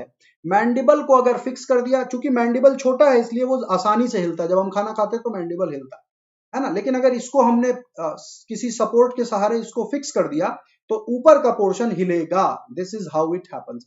ये आपको पता होना चाहिए जॉइंट्स किस तरह से होते हैं, है ना। ये जो जबड़ा है, यहाँ पर जो जबड़े होते हैं, कई बार बच्चों यहां से खुल जाते हैं, ये काफी ज्यादा स्टंट करने के चक्कर में, कुछ खा रहे हैं ऐसे ऐसे मुंह को घुमा रहे हैं, तो ये खुल जाते हैं। अच्छा, एक बीमारी होती है लॉक जॉ कहते हैं जिसको, टिटेनस, जिसमें मस्कुलर स्पैज्म होता है ना, कैल्शियम की कमी हो जाती है, मसल्स स्पैज्म कर जाते हैं और वहां पर लॉक जॉ हो जाता है, यानी कि ये जबड़ा धस जाता है, एकदम से बंद हो जाता है। आप सोचिए किसी की जीभ है आगे, जबड़ा बंद हो गया, जीभ कट गई, मैंने ऐसा एक केस देखा था, लॉक जॉ टाइप का सिचुएशन हो गया था और जीभ बाई चांस उनके मुंह से बाहर थी, एकदम से जबड़ा बंद हुआ, जीभ कट गई। अब आप सोचिए, एक तरफ जबड़ा बंद है, खुल नहीं रहा, उधर जीभ कटी हुई है, खून निकल रहा है, क्या करेंगे आप, क्या करेंगे आप, सोचिए। ऐसा सिचुएशन अगर हो जाए, खुद ही आप सोच करके देखिए, आपके खुद के रोंगटे खड़े हो जाएंगे। भाई लॉक जॉ हो गया है, जबड़ा बंद हो गया और जीभ बाहर है, कैसे करेंगे, बड़ा ही मुश्किल काम है। आई बात समझ में। तो अच्छा, बोन्स को लेकर के कई चीजें हमें समझनी पड़ती हैं। जो बोन सर्जन बनेंगे, जो बच्चे जिन्होंने हड्डियों में स्पेशलाइजेशन करना, आपको पता हड्डियों के साथ साथ बाकी बॉडी के सॉफ्ट टिश्यूज के बारे में भी पता होना चाहिए। मैं अपने साथ हुई एक प्रैक्टिकल घटना बता रहा हूँ। कुछ टाइम पहले हम लोग कहीं से आ रहे थे, तो रेलवे स्टेशन जाना था और हम थोड़ा लेट हो रहे थे, तो रेलवे स्टेशन थोड़ा तेजी के साथ हमें जाना था क्योंकि ट्रेन आ चुकी थी और 5-7 मिनट थे ट्रेन निकलने में। मैं था, मेरे ब्रदर्स थे, मेरी मदर थी मेरे साथ। मदर का जो है पैर फिसला प्लेटफॉर्म पर, प्लेटफॉर्म पर कुछ एक स्लांट सा बना हुआ था, उन्होंने ध्यान नहीं दिया, गौर नहीं किया, उनका पैर फिसला और वो हाथ के बल गिर गई, तो उनका जो लेफ्ट हैंड था, लेफ्ट हैंड, ये हाथ टूट गया, ये यहां से निकल गया, टूटा नहीं मतलब फ्रैक्चर नहीं हुआ, she was quite lucky, heavy body है उनकी भी, लेकिन ये सिर्फ खुल गया, अलग निकल गया यहाँ से रिस्ट में। और रिस्ट बोन का फ्रैक्चर सबसे डिफिकल्ट होता है, क्योंकि यहाँ छोटे छोटे बहुत से बोन होते हैं बच्चों, हमेशा देखिएगा फ्रैक्चर इन जगहों पर, इन जगहों पर नी में बहुत खतरनाक होते हैं, तो उनका ये हाथ खुल गया। अब आप सोचिए, ट्रेन तो हमने छोड़ दी क्योंकि ट्रेन का कुछ कर नहीं सकते, तो तुरंत हॉस्पिटल पहुंचे। वहां पर, ये दिल्ली की घटना है, नई दिल्ली रेलवे स्टेशन के पास राम मनोहर लोहिया हॉस्पिटल है, सरकारी हॉस्पिटल है और बहुत ही सुलझे हुए डॉक्टर हैं वहां पर। उस हॉस्पिटल में हम पहुंच गए इमरजेंसी वार्ड में। अब पहुंचे तो उन्होंने सोने की जो है चूड़ी डाल रखी थी, कंगन टाइप के डाल रखे थे। अब डॉक्टर्स ने कहा कि जब तक ये कंगन निकलेगा नहीं, ना तो एक्सरे हो सकता है क्योंकि वो आ जाएगा, और एक्सरे भी जब तक होगा नहीं तब तक हम हड्डी को बिठाएंगे कैसे। अब हो गई दिक्कत, अब वो सोने का कंगन काफी मोटा था, उसको कटने में बड़ी दिक्कत आ रही थी। काटा किस चीज से जाए, हथौड़ी से अगर करते हैं, छेनी हथौड़ी लेते हैं, तो आप सोचिए हाथ टूटा हुआ है, कंगन पड़ा हुआ है कलाई में, छेनी हथौड़ी से कैसे तोड़ेंगे। अब आप बताइए, डॉक्टर भी परेशान कि करें क्या। अब मैं भी इधर उधर भाग रहा हूं, पता कर रहा हूं कि भैया कुछ इसका इंतजाम हो। सिस्टर्स के पास जा रहा हूं, सिस्टर कह रही हमारे हॉस्पिटल में ऐसा कोई इंतजाम तो है नहीं कि हम सोने के कंगन काटने वाला इंतजाम करते हो। मुझे किसी बुजुर्ग ने सजेस्ट किया कि बाहर एक मेडिकल स्टोर है, वो कुछ सर्जिकल इक्विपमेंट रखते हैं, आप वहां से जाकर के कटर ले आइए। और वो मेडिकल स्टोर भी छोटा सा था, लेकिन वो एक बुजुर्ग अंकल जी चलाते थे, मतलब वाकई में हैट्स ऑफ टू हिम। उनके पास कटर था, गोल्ड कटर, जो सोने की दुकान वाले रखते हैं कटर, वो कटर उन्होंने दिया। लेकिन उनका रूल था कि वो 500 रुपीज डिपॉजिट कराते थे, वापस कर देने पर 500 रुपए वापस दे देते थे, पैसे नहीं लेते थे उस कटर के। लेकिन 500 डिपॉजिट इसलिए कराते थे कि जो लेकर के जाए वो वापस भी करके जाए, क्योंकि किसी और को जरूरत लग जाए। हमारी ज्यादातर इंसानों में आदत होती है, हमारा काम हो गया बात खत्म, तो ये ना हो इसलिए वो 500 रुपीज रखवा लेते थे। तो मैंने उनको तुरंत 500 रुपए दिए और फिर मैं फटाफट आ गया, और उसी कटर से फिर मदर का वो बैंगल कटा। बैंगल कटा, कटने के बाद एक्सरे हुआ, हाथ में स्वेलिंग हो गई थी। मैं यहां पर ये बात इसलिए बता रहा हूं कि अगर किसी फ्रैक्चर को ट्रीट करने में देरी हुई तो लोकल एरिया में स्वेलिंग भी हो सकती, जिसको एडिमा कहते हैं। तो एडिमा हो गया, स्वेलिंग हो गई। अब उस स्वेलिंग को ट्रीट करना और मुश्किल पड़ रहा था। डॉक्टर ने कहा जी हाथ में तो स्वेलिंग आ गई है, अब ये बिठाना बड़ा मुश्किल पड़ रहा है। लेकिन खैर उन्होंने कुछ क्रीम वगैरह लगाई, कुछ जेल लगाया, स्वेलिंग कम हुई, एक्सरे हुआ, पता चला कि बस खाली उखड़ गया है, टूटा नहीं है, कहीं कोई फ्रैक्चर नहीं हुआ, उसको बस फिट करना था। उन्होंने फिट कर दिया। 15 दिन में मेरी मदर फिट हो गई।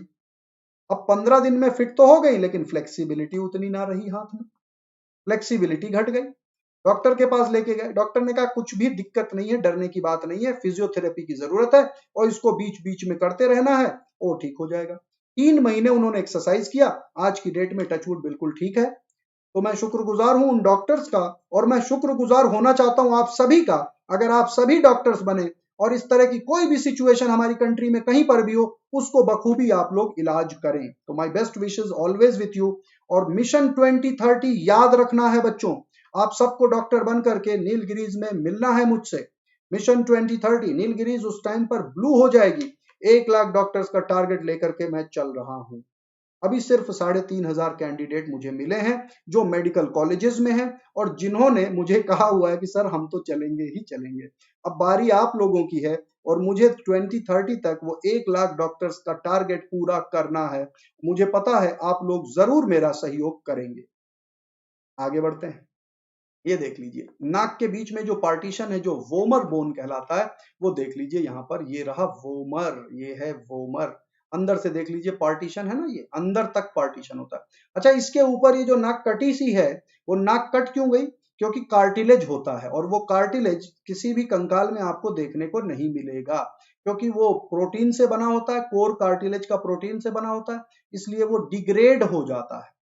तो कहते हैं ना नाक कट गई तो कटी नाक। आप देखेंगे इस तरह का सिचुएशन, ये देख लीजिए सारे के सारे बोन्स यहाँ पर मार्क्ड हैं, वेल मार्क्ड हैं, जितने भी फेशियल बोन हमने देखे। इसके ऊपर आपने चैप्टर में भी पढ़ा है डिटेल में। आगे बढ़ते हैं। ऑडिटरी ऑसिकल्स, यानी कि सुनने वाले जो ऑसिकल्स होते हैं, कानों में जो ऑसिकल्स होते हैं, मेलियस इनकस स्टेपिस, वो क्या है? अब देखिए ध्यान से बच्चे, ये ईयर कैनाल है, इसको आउटर ईयर या एक्सटर्नल ईयर का पार्ट माना जाता है। ईयर ड्रम, ईयर ड्रम के अंदर से शुरू होता है मिडिल ईयर।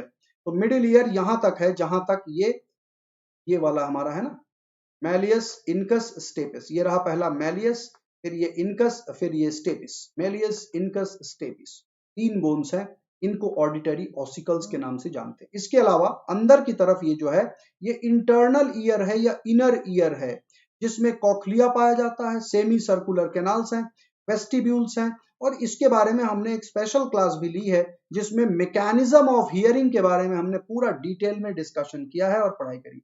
अब ये देख लीजिए बोन्स जो हैं। So the auditory ossicles are 6 small bones found within the inner ear canal in the skull. अंदर की तरफ पाए जाते हैं ये, और कितने हैं? 6 हैं। 6 कैसे हैं?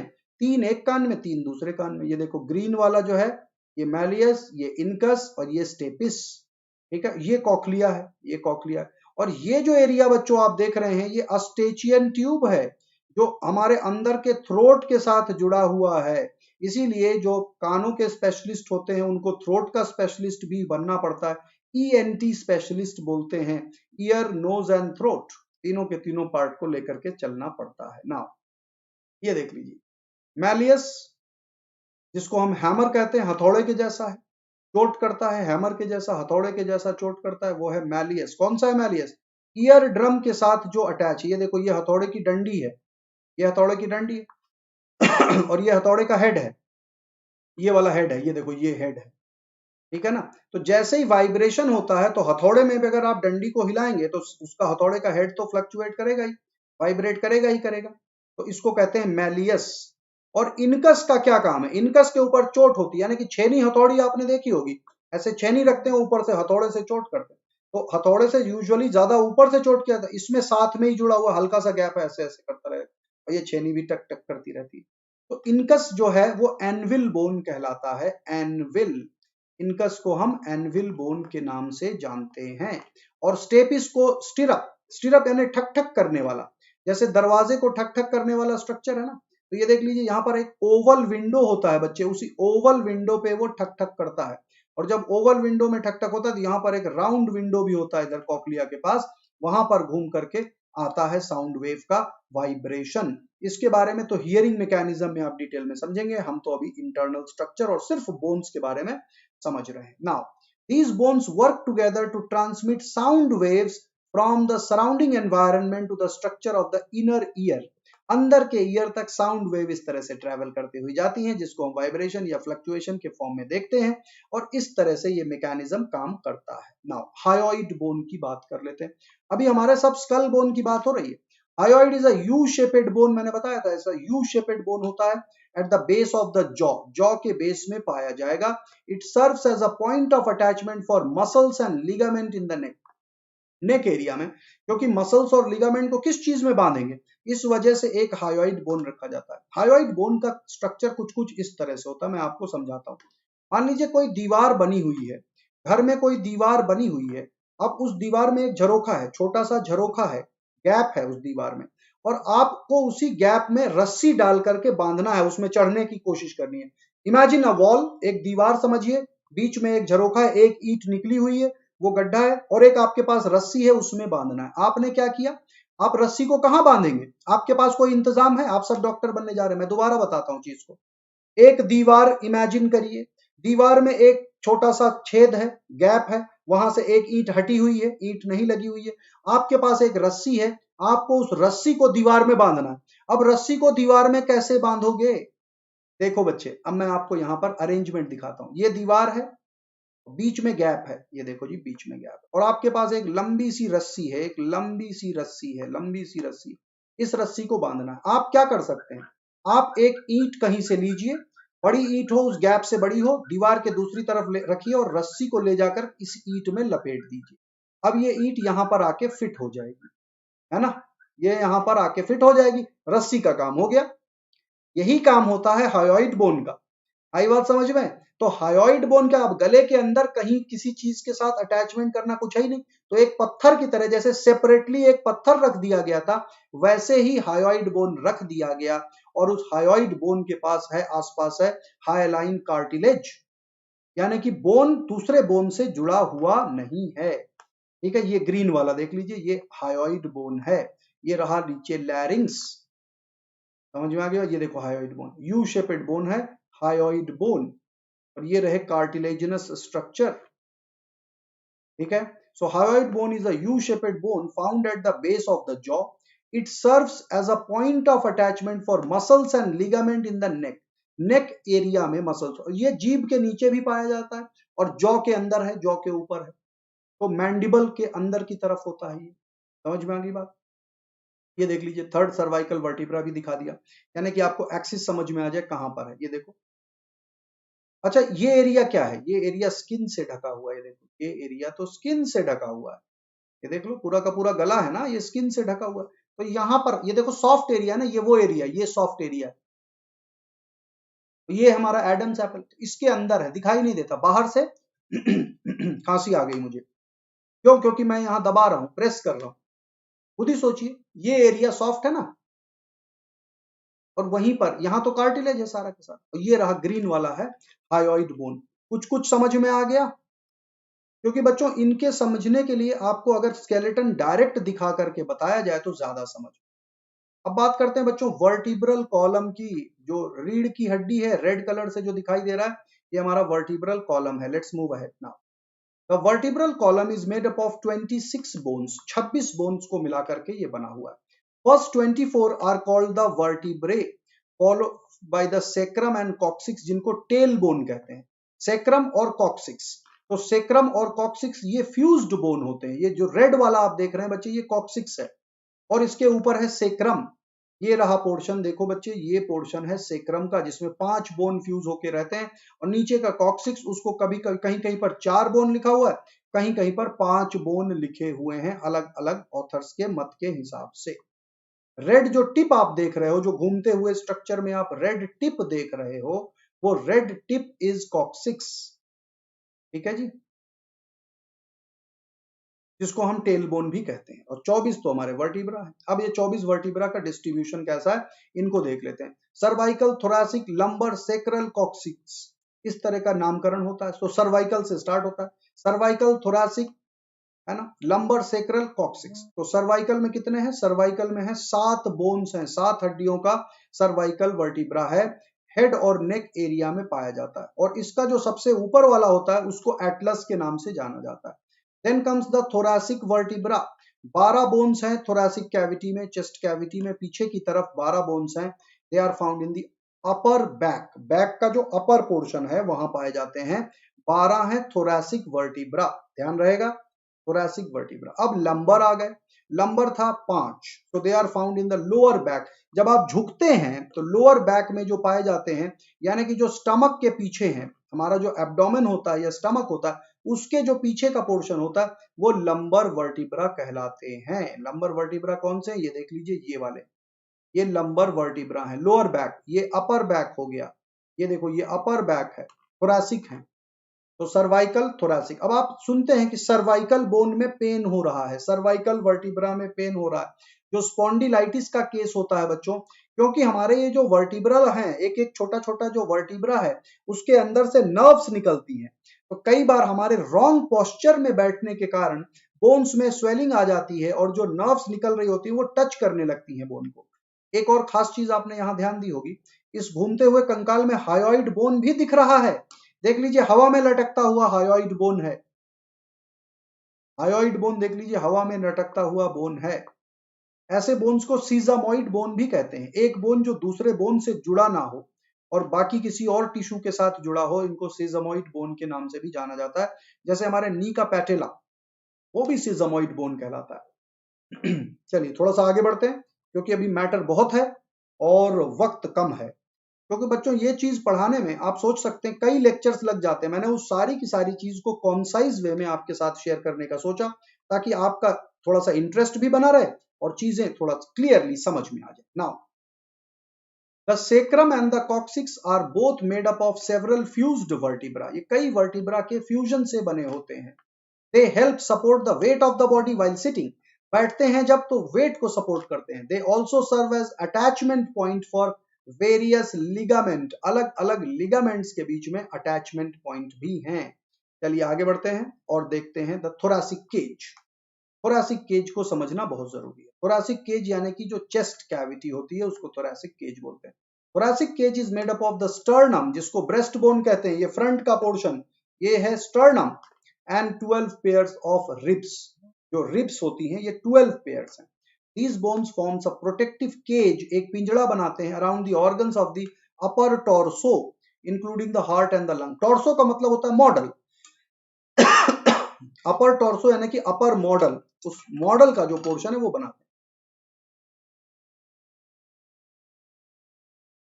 अब ये टॉर्सो क्या चीज है, टॉर्सो वो आदम का स्ट्रक्चर होता है जिसमें हम पूरे के पूरे बॉडी के मॉडल को देख सकते हैं। यानी कि उसके परत दर परत खोलते चले जाइए और उस टॉर्सो में चीजें क्लियरली समझ में आ जाती है। ठीक है, हार्ट भी है, लंग भी है। अब हार्ट किधर होता है बच्चों, ये देखिए हमारा ये जो लेफ्ट साइड है, यहां पर हार्ट इस जगह पर अवस्थित होता है।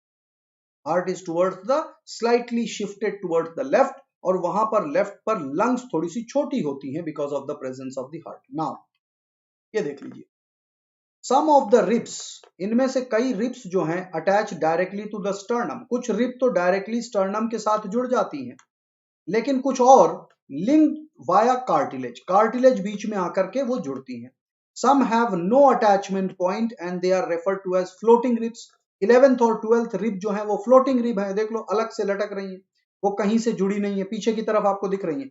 यहां अगर टच करें तो फ्लोटिंग रिब, कई बार गिरने से फ्लोटिंग रिब में चोट लग जाती है क्योंकि वो चुभ जाती है, लेकिन चुभे ना इसके लिए उनकी टिप पर कार्टिलेज है।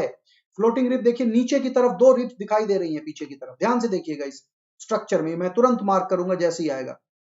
ये देखो ये फ्लोटिंग रिब दिख गई, दोनों की दोनों फ्लोटिंग रिब्स, ये दोनों की दोनों फ्लोटिंग रिब्स है ना। कई बार एक्सीडेंट वगैरह होता है तो ये जो फ्लोटिंग रिब हो जाती हैं बच्चे, ये बॉडी में कहीं ना कहीं किसी सॉफ्ट टिश्यू में धंस जाती हैं, जिसकी वजह से चोट और ज्यादा गहरी हो जाती है। ठीक है, आगे बढ़ते हैं। नाउ थोरासिक केज, तो मैंने आपको क्या बताया, फर्स्ट 7 पेयर पहले ही बताया आपको, ये 7 पेयर जो है ट्रू रिब्स होती हैं। ट्रू रिब का मतलब है वाकई में वो रिब्स हैं, यानी कि डायरेक्ट जो जुड़ी हुई हैं स्टर्नम के साथ, ब्रेस्ट बोन के साथ। They are attached dorsally to the thoracic vertebra and ventrally to the sternum. Ventral का मतलब होता है बेली, सामने का पोर्शन, सामने की तरफ ये स्टर्नम के साथ जुड़े हुए हैं 7 पेयर, 7 इधर 7 इधर, और पीछे की तरफ जुड़ा हुआ है थोरैसिक वर्टिब्रा से, और ये जुड़े हुए हैं हाइलाइन कार्टिलेज के थ्रू। हाइलाइन कार्टिलेज, ये हाइलाइन कार्टिलेज ज्यादा जगहों पर होता है, जहां पर भी जंक्शंस होते हैं ज्यादातर आप देखेंगे हाइलाइन कार्टिलेज ही प्रेजेंट होता है, वही पाया जाता है। Now thoracic cage, the 11th and 12th pair, last two pairs of ribs are free ventrally and are called floating ribs। ventrally ये free होती हैं, dorsal की तरफ ये जुड़ी हुई हैं, किसके साथ, वर्टिब्रल कॉलम के साथ, आगे की तरफ यहाँ साइड से ये बिल्कुल फ्री हैं, इनको फ्लोटिंग रिब्स कहा जाता है। ये इन अ वे ये इसका आगे का अग्रभाग जुड़ा नहीं रहता। अच्छा एक चीज और, तो 7 पेयर तो हमारी ट्रू रिब हो गई, और आखिरी की 2 पेयर फ्लोटिंग रिब हो गई, तो कितनी हो गई, 9 हो गई, और हैं कितने, 12, तो बाकी 3 क्या हुए, बाकी 3 जो हैं आपस में जुड़ करके 7वें पेयर के साथ अटैचमेंट बना लेते हैं कार्टिलेज के द्वारा। अगर आप स्ट्रक्चर को देखेंगे तो आप देखेंगे, ये देखो नीचे वाली जो 3 है, ये देखो आखिरी के जो 3 हैं वो डायरेक्टली नहीं गए हैं, वो 7th के साथ जुड़े हुए हैं। मैं आपको दिखाता हूं इसी स्ट्रक्चर में, बहुत क्लियरली दिखाई दे जाएगा। ये देखो लास्ट के 3, ये लास्ट के 3 देखो इस 7th के साथ जुड़ करके यहां पहुंचे, 7th वाला स्टर्नम पे पहुंचा हुआ है, लेकिन आखिरी के जो 3 है फ्लोटिंग से ऊपर, फ्लोटिंग तो दिख ही नहीं रहे, फ्लोटिंग से ऊपर, जैसे ये देख लीजिए लास्ट के 3, ये देखो ये लास्ट वाले 3 जुड़े हुए हैं। क्या आपको समझ में आया बच्चों? जब आप प्रैक्टिकल भी करेंगे ना मेडिकल कॉलेज में, तब भी आपको बहुत अलर्ट रहना पड़ेगा, क्योंकि आपको मुर्दे के अंदर नहीं जाने मिलेगा। कैडेवर में जब दिखाएंगे तो कैसे दिखाएंगे, दूर से ही दिखाएंगे ना आपके प्रोफेसर, अब आप उसके अंदर तो नहीं घुस जाएंगे। तो गौर से देखिए, चीजों को समझने की आपको वो चाहिए, परख होनी चाहिए कि मैं जो दिखाना चाहता हूं आप देख पा रहे। लास्ट में देखिए तीनों के तीनों फ्लोटिंग है, फ्लोटिंग से ऊपर तीनों 7th वाले के साथ जुड़े हुए हैं। समझ में आई बात?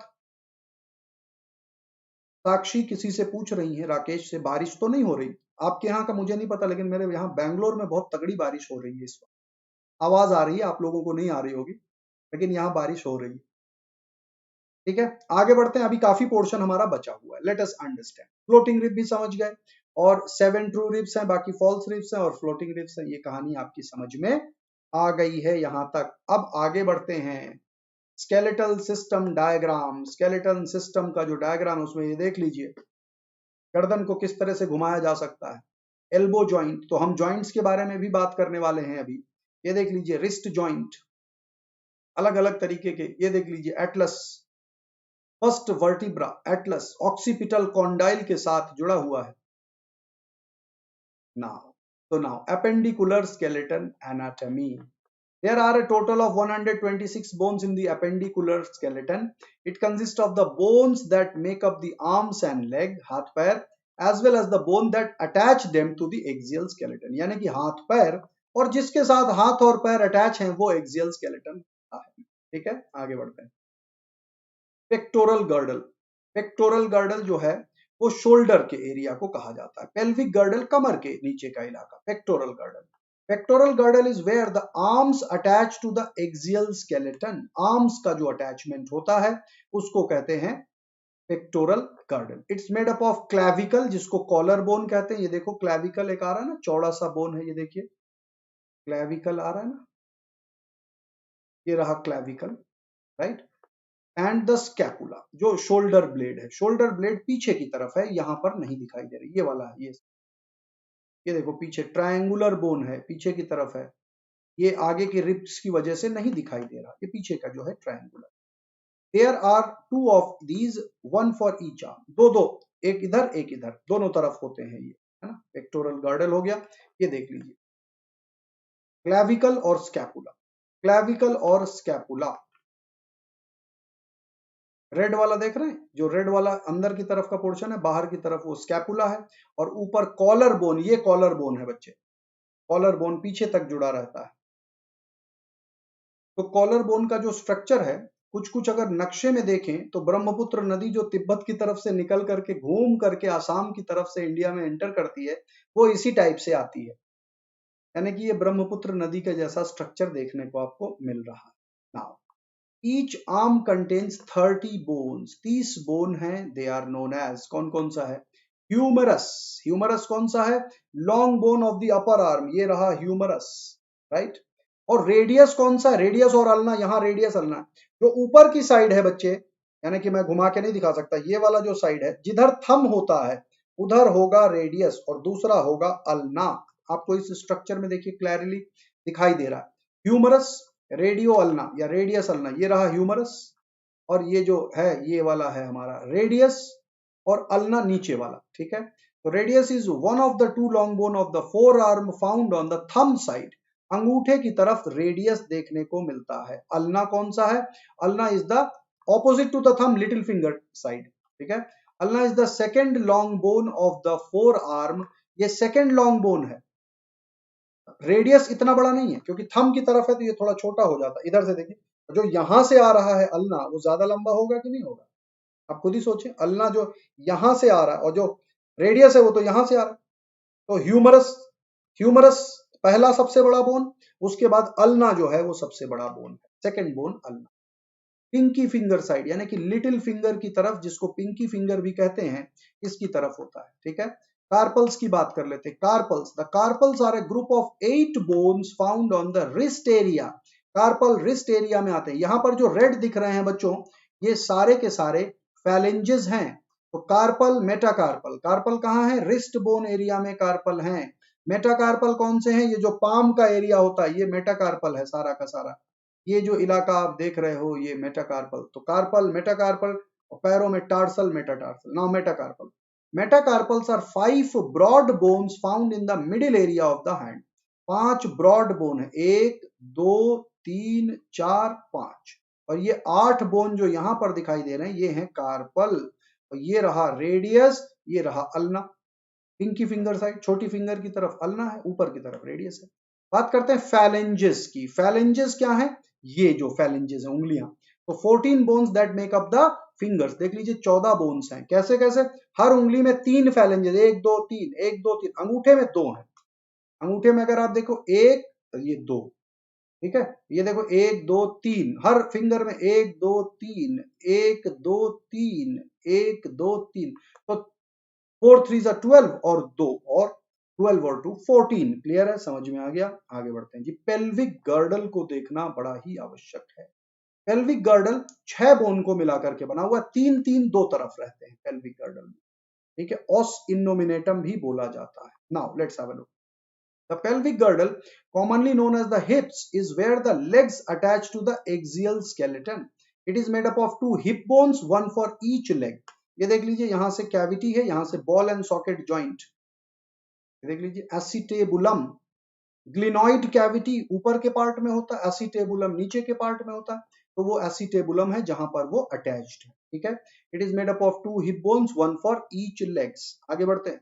Each hip bone consist of the 3 part, ilium, ischium and pubis. 3 तरह के बोन्स होते हैं, इलियम, इस्चियम और प्यूबिस। इलियम, इस्चियम और प्यूबिस आपको पूरा का पूरा दिखा देता हूं मैं, यहां पर देखिए।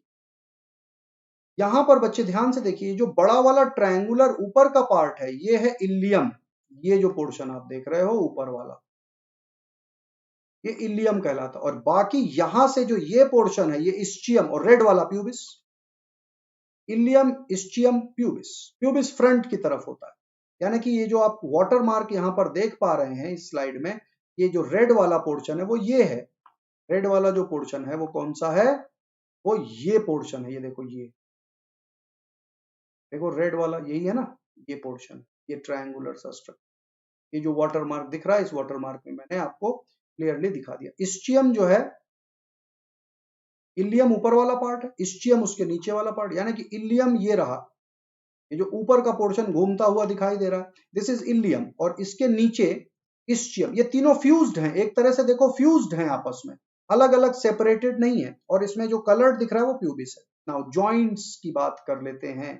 अब हमारा सेशन आखिरी पड़ाव की तरफ बढ़ता हुआ, अब हम एक बार जॉइंट्स को देख लेते हैं और हमारा आज का सफर पूरा हो जाएगा इस सेशन में। आगे बढ़ते हैं, और आप लोग जरूर फीडबैक दीजिएगा, अगर इस तरह के सेशंस आपको और चाहिए तो जरूर बताइएगा। Joints, joint is a place of articulation, जहां पर जंक्शन होते हैं, ज्वाइनिंग होती है, बाइंडिंग होती है।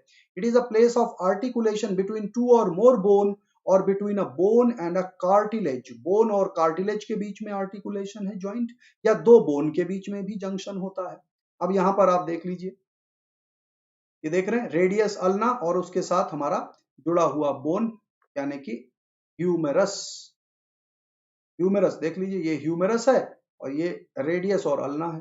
ये जो लॉन्गर वाला है ये अल्ना है, और जो छोटा वाला है वो रेडियस है। समझ में आई बात? अब ये एग्जैक्टली क्लियरली समझ में नहीं आ रहा कि ये किस पार्ट का बोन है, क्योंकि ये एक रफ डायग्राम है। यहाँ पर सिर्फ आपको कार्टिलेज दिखाने के लिए इस जॉइंट को दिखाया गया है, लेकिन चूंकि इसमें नी कैप कहीं है नहीं, तो इसका मतलब है कि ये हमारे हाथों का ही है। ये देखो, ये कार्टिलेज है, this is the cartilaginous structure. ठीक है, ये कार्टिलेज हो गया। Now the force generated by contraction of muscle is through joint which act as a fulcrum. जो हमारे स्केलेटल मसल्स होती हैं, मसल्स मूव कराती हैं हाथों को, तो वो मसल्स फल्क्रम का काम करती हैं। And the force generated by contraction of muscle joints के थ्रू होता है, और joints are acting as a fulcrum. Lever होता है ना, आपने लीवर पढ़ा होगा, first class lever, second class lever, है ना। लोड, फल्क्रम, एफर्ट, इन चीजों के बारे में आपने सुना हुआ है। सी सॉ भी एक तरह का फल्क्रम है, जिससे जो हम वो लेकर के चलते हैं, सैंड बैरो जिसमें बालू रख के लेके चलते हैं, वो भी एक तरह का फल्क्रम है ना। इस तरह का लीवर है, यानी कि लीवर में एक धुरी होती है जिसको कहते हैं फल्क्रम। ये मान लीजिए यहां से, तो ये फल्क्रम हो गया है ना, ये जॉइंट फल्क्रम का काम करता है।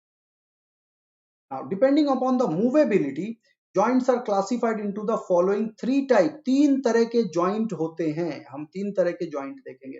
पहला कौन सा है? फाइबरस joint, जो कि इमूवेबल joint होता है। joint है लेकिन मूव नहीं कर सकता। कहां पाए जाते हैं? स्यूचर्स, हमारे स्कल में जो स्यूचर्स होते हैं, देख रहे हैं स्कल के ऊपर जो स्यूचर्स हैं, ये वही एरिया है जो ग्रो करके बच्चों में डेवलप हो जाता है। इसीलिए कहते हैं बच्चों का हेड जो है ना, उसको थोड़ा सा ध्यान से रखना चाहिए, क्योंकि नहीं तो सर टेढ़ा हो सकता है। हमारी कंट्री में इस तरह के बड़े इंतजामात हैं कि लोग बच्चों के सर को ऐसे दबा दबा कर उनको बिल्कुल गोल गोल कर लेते हैं। क्यों करते हैं? क्योंकि बचपन में सर में डेवलपमेंट होता है बोन का, अगर उस टाइम पे हम एडजस्ट कर ले गए तो वो एडजस्ट हो जाता है, नहीं तो बाद में नहीं होगा। तो स्यूचर्स आप देख लीजिए, ये स्यूचर्स आ गए हैं। इसके बाद सिंडेस्मोसोम्स आ गए हैं, सिंडेस्मोसिस एंड कॉम्फोसिस। कॉम्फोसिस क्या है? गम्स में होते हैं, गम्स में फिक्स्ड जॉइंट है, देखो गम्स जो है जुड़े हुए हैं। और यहां पर जो एरिया आप देख रहे हैं, ये देख लीजिए, जहां हाथ वगैरह जुड़ा हुआ है, तो वो भी सिंडेस्मोसिस में हाथ के जॉइंट्स होते हैं। ये फाइबरस जॉइंट है, इमूवेबल जॉइंट है। यानी कि जो हमारा दो पार्ट होता है ना, एक कॉलर बोन और एक स्कैपुला, इन दोनों के बीच में जो जंक्शन बनेगा, जहां पर ग्लिनॉइड कैविटी बनती है, वहां के बोन्स सिंडेस्मोसिस के नाम से जाने जाते हैं। ये फिक्स्ड जॉइंट्स हैं, मूव नहीं कर सकते। Now in these joints, the articulating bones are very tightly held with the help of white fibrous connective tissue। की सहायता से ये बंधे होते हैं, white fibrous connective tissue in the form of sutures। स्यूचर्स होते हैं, देख लीजिए ऐसे करके, सर के ऊपर आप देखिए ऐसे बारीक बारीक निशान से बने हुए हैं, इनको स्यूचर्स कहते हैं। अब ये मूविंग चित्र है, इसमें मैं मार्क नहीं कर सकता, लेकिन आपको ये लाइन दिखाई दे रही है, देखो लाइन भाग गई, ये पोर्शन, ये देखो देखो देखो, क्लियर है? दिखाई दे रहा? तो आपको यहाँ पर ध्यान लगाना पड़ेगा कि स्यूचर्स कहाँ पर हैं, तो इनको स्यूचर्स कहते हैं। So articulating bones are very tightly held with the help of white fibrous connective tissue. Example, sutures of the skull bone. Articulation of root of teeth with the socket of jaw bone. हमारे दांत जो उनकी जड़ें jaw bone के socket में भी fit होती हैं। अब ये देख लीजिए जी, सिम्फाइसिस कहां पर है? सिम्फाइसिस ये देख लो, इनके बीच में सिम्फाइसिस है, ये देखो सिम्फाइसिस है। ये कहां से है? ये है कार्टिलेजिनस जॉइंट, जो कार्टिलेज से बने हैं। They are slightly movable joint. ये कैसे जॉइंट हैं? स्लाइटली मूवेबल जॉइंट, यानी कि ये जो हमारा चेस्ट कैविटी है इसमें देखो सिनकॉन्ड्रोसिस है ना, सिनकॉन्ड्रोसिस क्या है? ये देखो ये कार्टिलेज से जुड़ा हुआ है। ये ब्रेस्ट बोन, स्टर्नम, इसके साथ रिब्स जुड़ी हुई हैं। तो ये जो आपको ग्रीनिश कलर स्ट्रक्चर दिख रहा है, ये सारे के सारे कार्टिलेजिनस जॉइंट हैं। और इसके बाद देख लीजिए प्यूबिस के बीच में जो जॉइंट है, और वर्टिब्रल कॉलम के बीच, हमारी रीढ़ की हड्डी झुक सकती है, वर्टिब्रल कॉलम के बीच में जो जॉइंट है वो भी कार्टिलेजिनस जॉइंट में आते हैं, स्लाइटली मूवेबल जॉइंट में। In this joint articulation of bones allows very little movement. यहां पर जैसे कि joint between adjacent vertebra in the vertebral column, vertebral column में देख लीजिए cervical, thoracic, lumbar, sacral and coccyx. समझ में आ गया? तो ये हैं हमारे वर्टिब्रल कॉलम में भी जो जंक्शंस होते हैं, उन जंक्शंस में इसी टाइप का जॉइंट देखने को मिलता है। अब बात करते हैं सिनोवियल जॉइंट। सबसे ज्यादा काम के जॉइंट जो हमारे हाथ को हिलाते हैं, उंगलियों को हिलाते हैं, ये है सिनोवियल जॉइंट या फ्रीली। ये देखो, ये भी हम जब बॉलिंग करते हैं ऐसे करके घुमा सकते हैं ना हाथ को। तो सिनोवियल जॉइंट और फ्रीली मूवेबल जॉइंट, इन जॉइंट्स के बीच में सिनोवियल फ्लूइड फिल्ड रहता है। सिनोवियल फ्लूइड, सिनोवियल फ्लूइड होता है इनके बीच में, जिससे घर्षण नहीं होता इसमें। सिनोवियल फ्लूइड, ये बीच में जो फ्लूइड है, ये फ्लूइड है सिनोवियल फ्लूइड। ठीक है। Now this type of joint allows extensive movement of the articulating bone upon each other. काफी ज्यादा मूवमेंट अलाउ करते हैं ये जॉइंट्स, है ना। एक्सटेंसिव मूवमेंट जॉइंट अलाउ करते हैं। These joints are characterized by synovial and the presence of a fluid filled membrane between the articulating bones. अब इस डायग्राम को देखिए बच्चे, सिनोवियल कैविटी है और सिनोवियल फ्लूइड है उस कैविटी के बीच में। क्लैरिटी के साथ आपको यहां समझ में आ रहा है। ये देखिए सिनोवियल कैविटी, ये रहा सिनोवियल कैविटी, इसमें सिनोवियम रहेगा।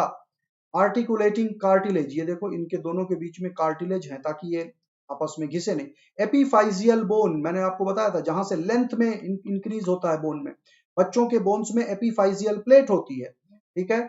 और ये सारा का सारा, ये देखो टेंडन्स हैं, और आपको लिगामेंट भी दिखाई दे जाएंगे यहाँ कहीं ना कहीं। ये देखो ligaments are joining bone to bone, इस बोन के साथ इस बोन का ज्वाइन लिगामेंट ने कर दिया। और टेंडन क्या करता है? टेंडन मसल के साथ, ये देखो मसल के साथ बोन के ज्वाइन को कर देता है। यानी कि टेंडन भी बहुत जरूरी है, लिगामेंट भी बहुत जरूरी है मसल के साथ। ठीक है जी, आगे बढ़े। The cavity is filled with a viscous and slippery fluid called synovial fluid, जो कि फ्रिक्शन को रिड्यूस करता है।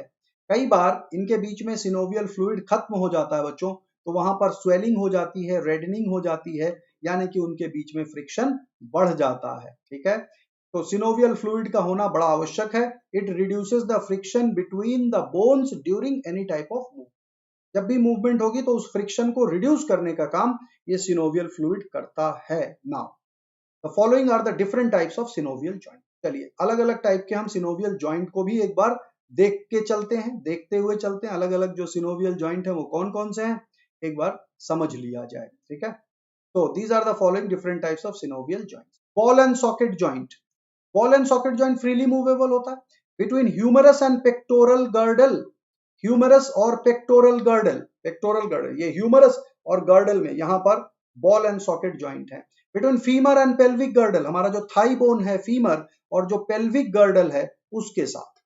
हिंज जॉइंट भी यहां होते हैं। नी जॉइंट, हिंज जॉइंट का मतलब क्या है? ये जैसे नी में होता है ना, ये भी हिंज जॉइंट है। एल्बो जॉइंट है ना, knee joint and elbow joint, इनको हिंज जॉइंट कहते हैं। दरवाजे के कब्जे की तरह, देखो दरवाजे में कब्जा होता है ना, दरवाजा ऐसे बंद हो जाएगा, ऐसे ही तो खुलेगा, इतना ही जाएगा ना, पीछे नहीं जाएगा। ये देखो इतना ही आएगा, इतना ही समझ जाएगा। यानी कि 90 डिग्री का मूवमेंट हो सकता है, 90 डिग्री से थोड़ा सा ज्यादा भी होता है कई बार हमारे सिस्टम।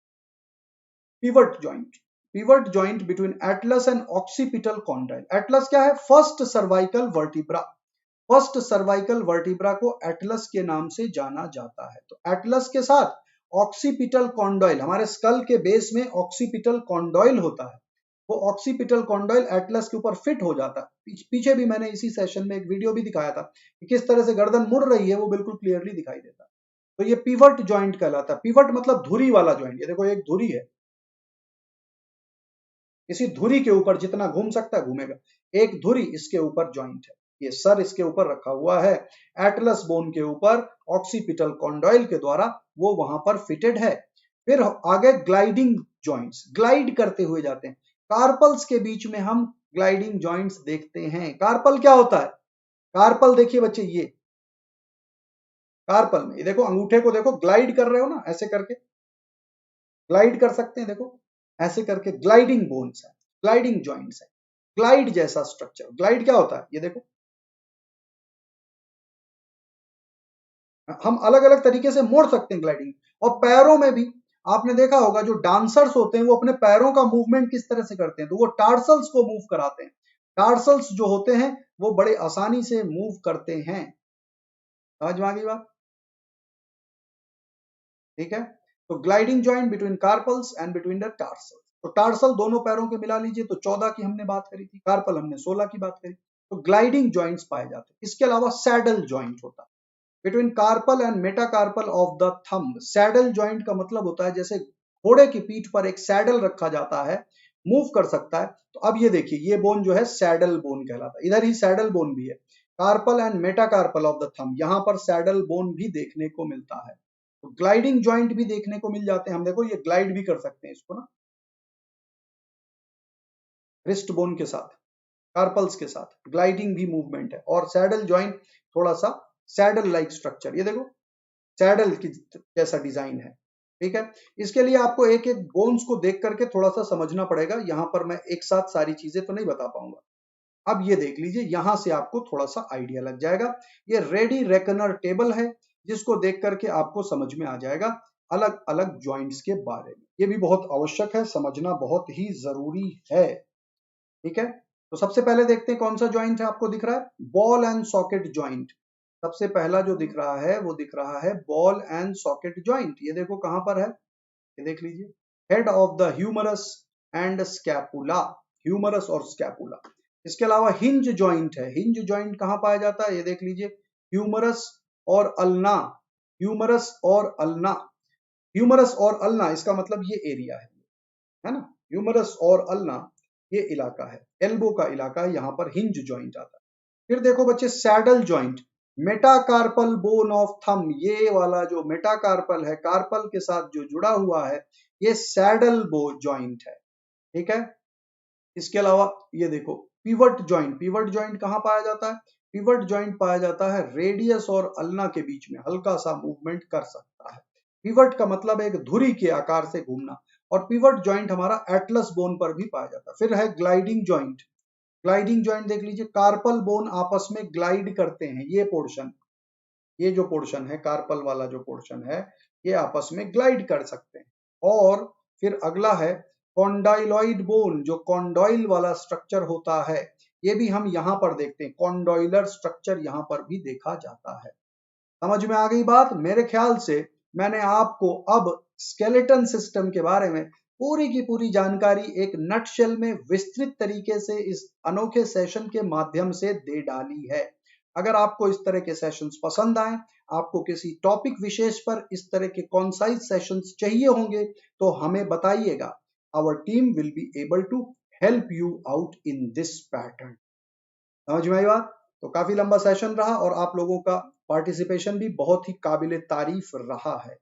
बात करते हैं हमारी स्पेशल क्लासेस, जो कि मंडे टू सैटरडे चलती हैं, और संडे के दिन तो और अनोखे स्केड्यूल्स होते हैं आपके लिए। कल संडे को मेरे 2 सेशंस हैं। एक सेशन है सुबह 7 बजे से 8:30 बजे के बीच में, और अगला सेशन है 2 बजे से 3:30 बजे के बीच में। तो आपको कल भी आना है। ठीक है।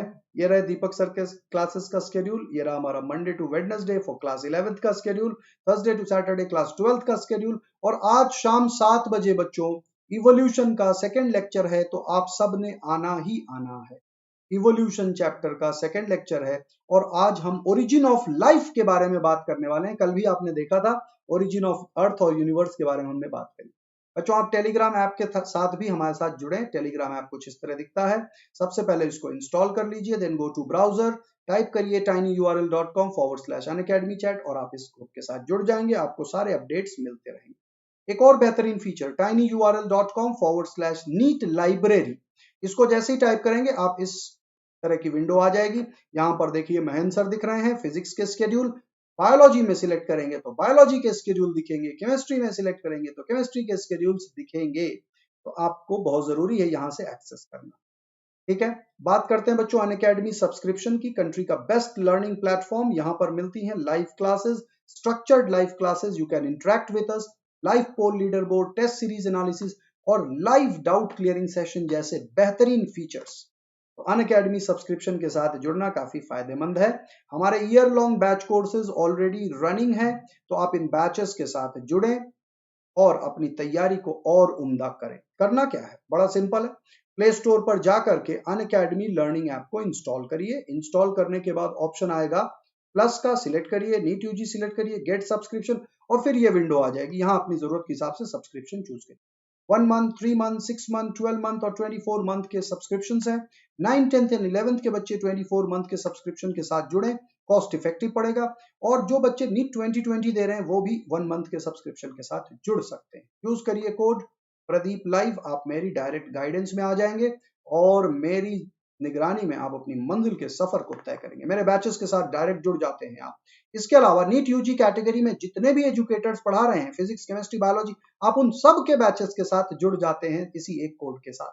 तो कोड एक फायदे नहीं, आपके भाई बहन, कजन्स, ब्रदर, सिस्टर, कोई भी किसी और कैटेगरी में भी अनअकैडमी ज्वाइन करना चाहे तो आप ये कोड रेफर कर सकते हैं। कोड एक फायदे अनेक। चैनल को सब्सक्राइब करना बहुत जरूरी है। अनअकैडमी नीट चैनल को सब्सक्राइब कर दीजिए, बेल आइकन को हिट करिए और #नीट लाइव डेली पर अपने सोशल मीडिया प्लेटफॉर्म पर भी शेयर कर दीजिए ताकि इस रेवोल्यूशन के बारे में कंट्री के हर एक बच्चे को पता चल सके। Unacademy NEET, Unacademy JEE, Unacademy for 9, 10th and 11, 12th. All are our sister channels. So together, let's crack it. And for joining with Unacademy subscription, use code Pradeep Live. You will be under my batches with me. In my guidance, मेरा आशीर्वाद आपके साथ हमेशा है. And we will together accomplish the Mission 2030 legacy of Nilgiris. That's all for now, bachon. See you all again at 7 p.m. session shortly on evolution. Take care. Bye-bye.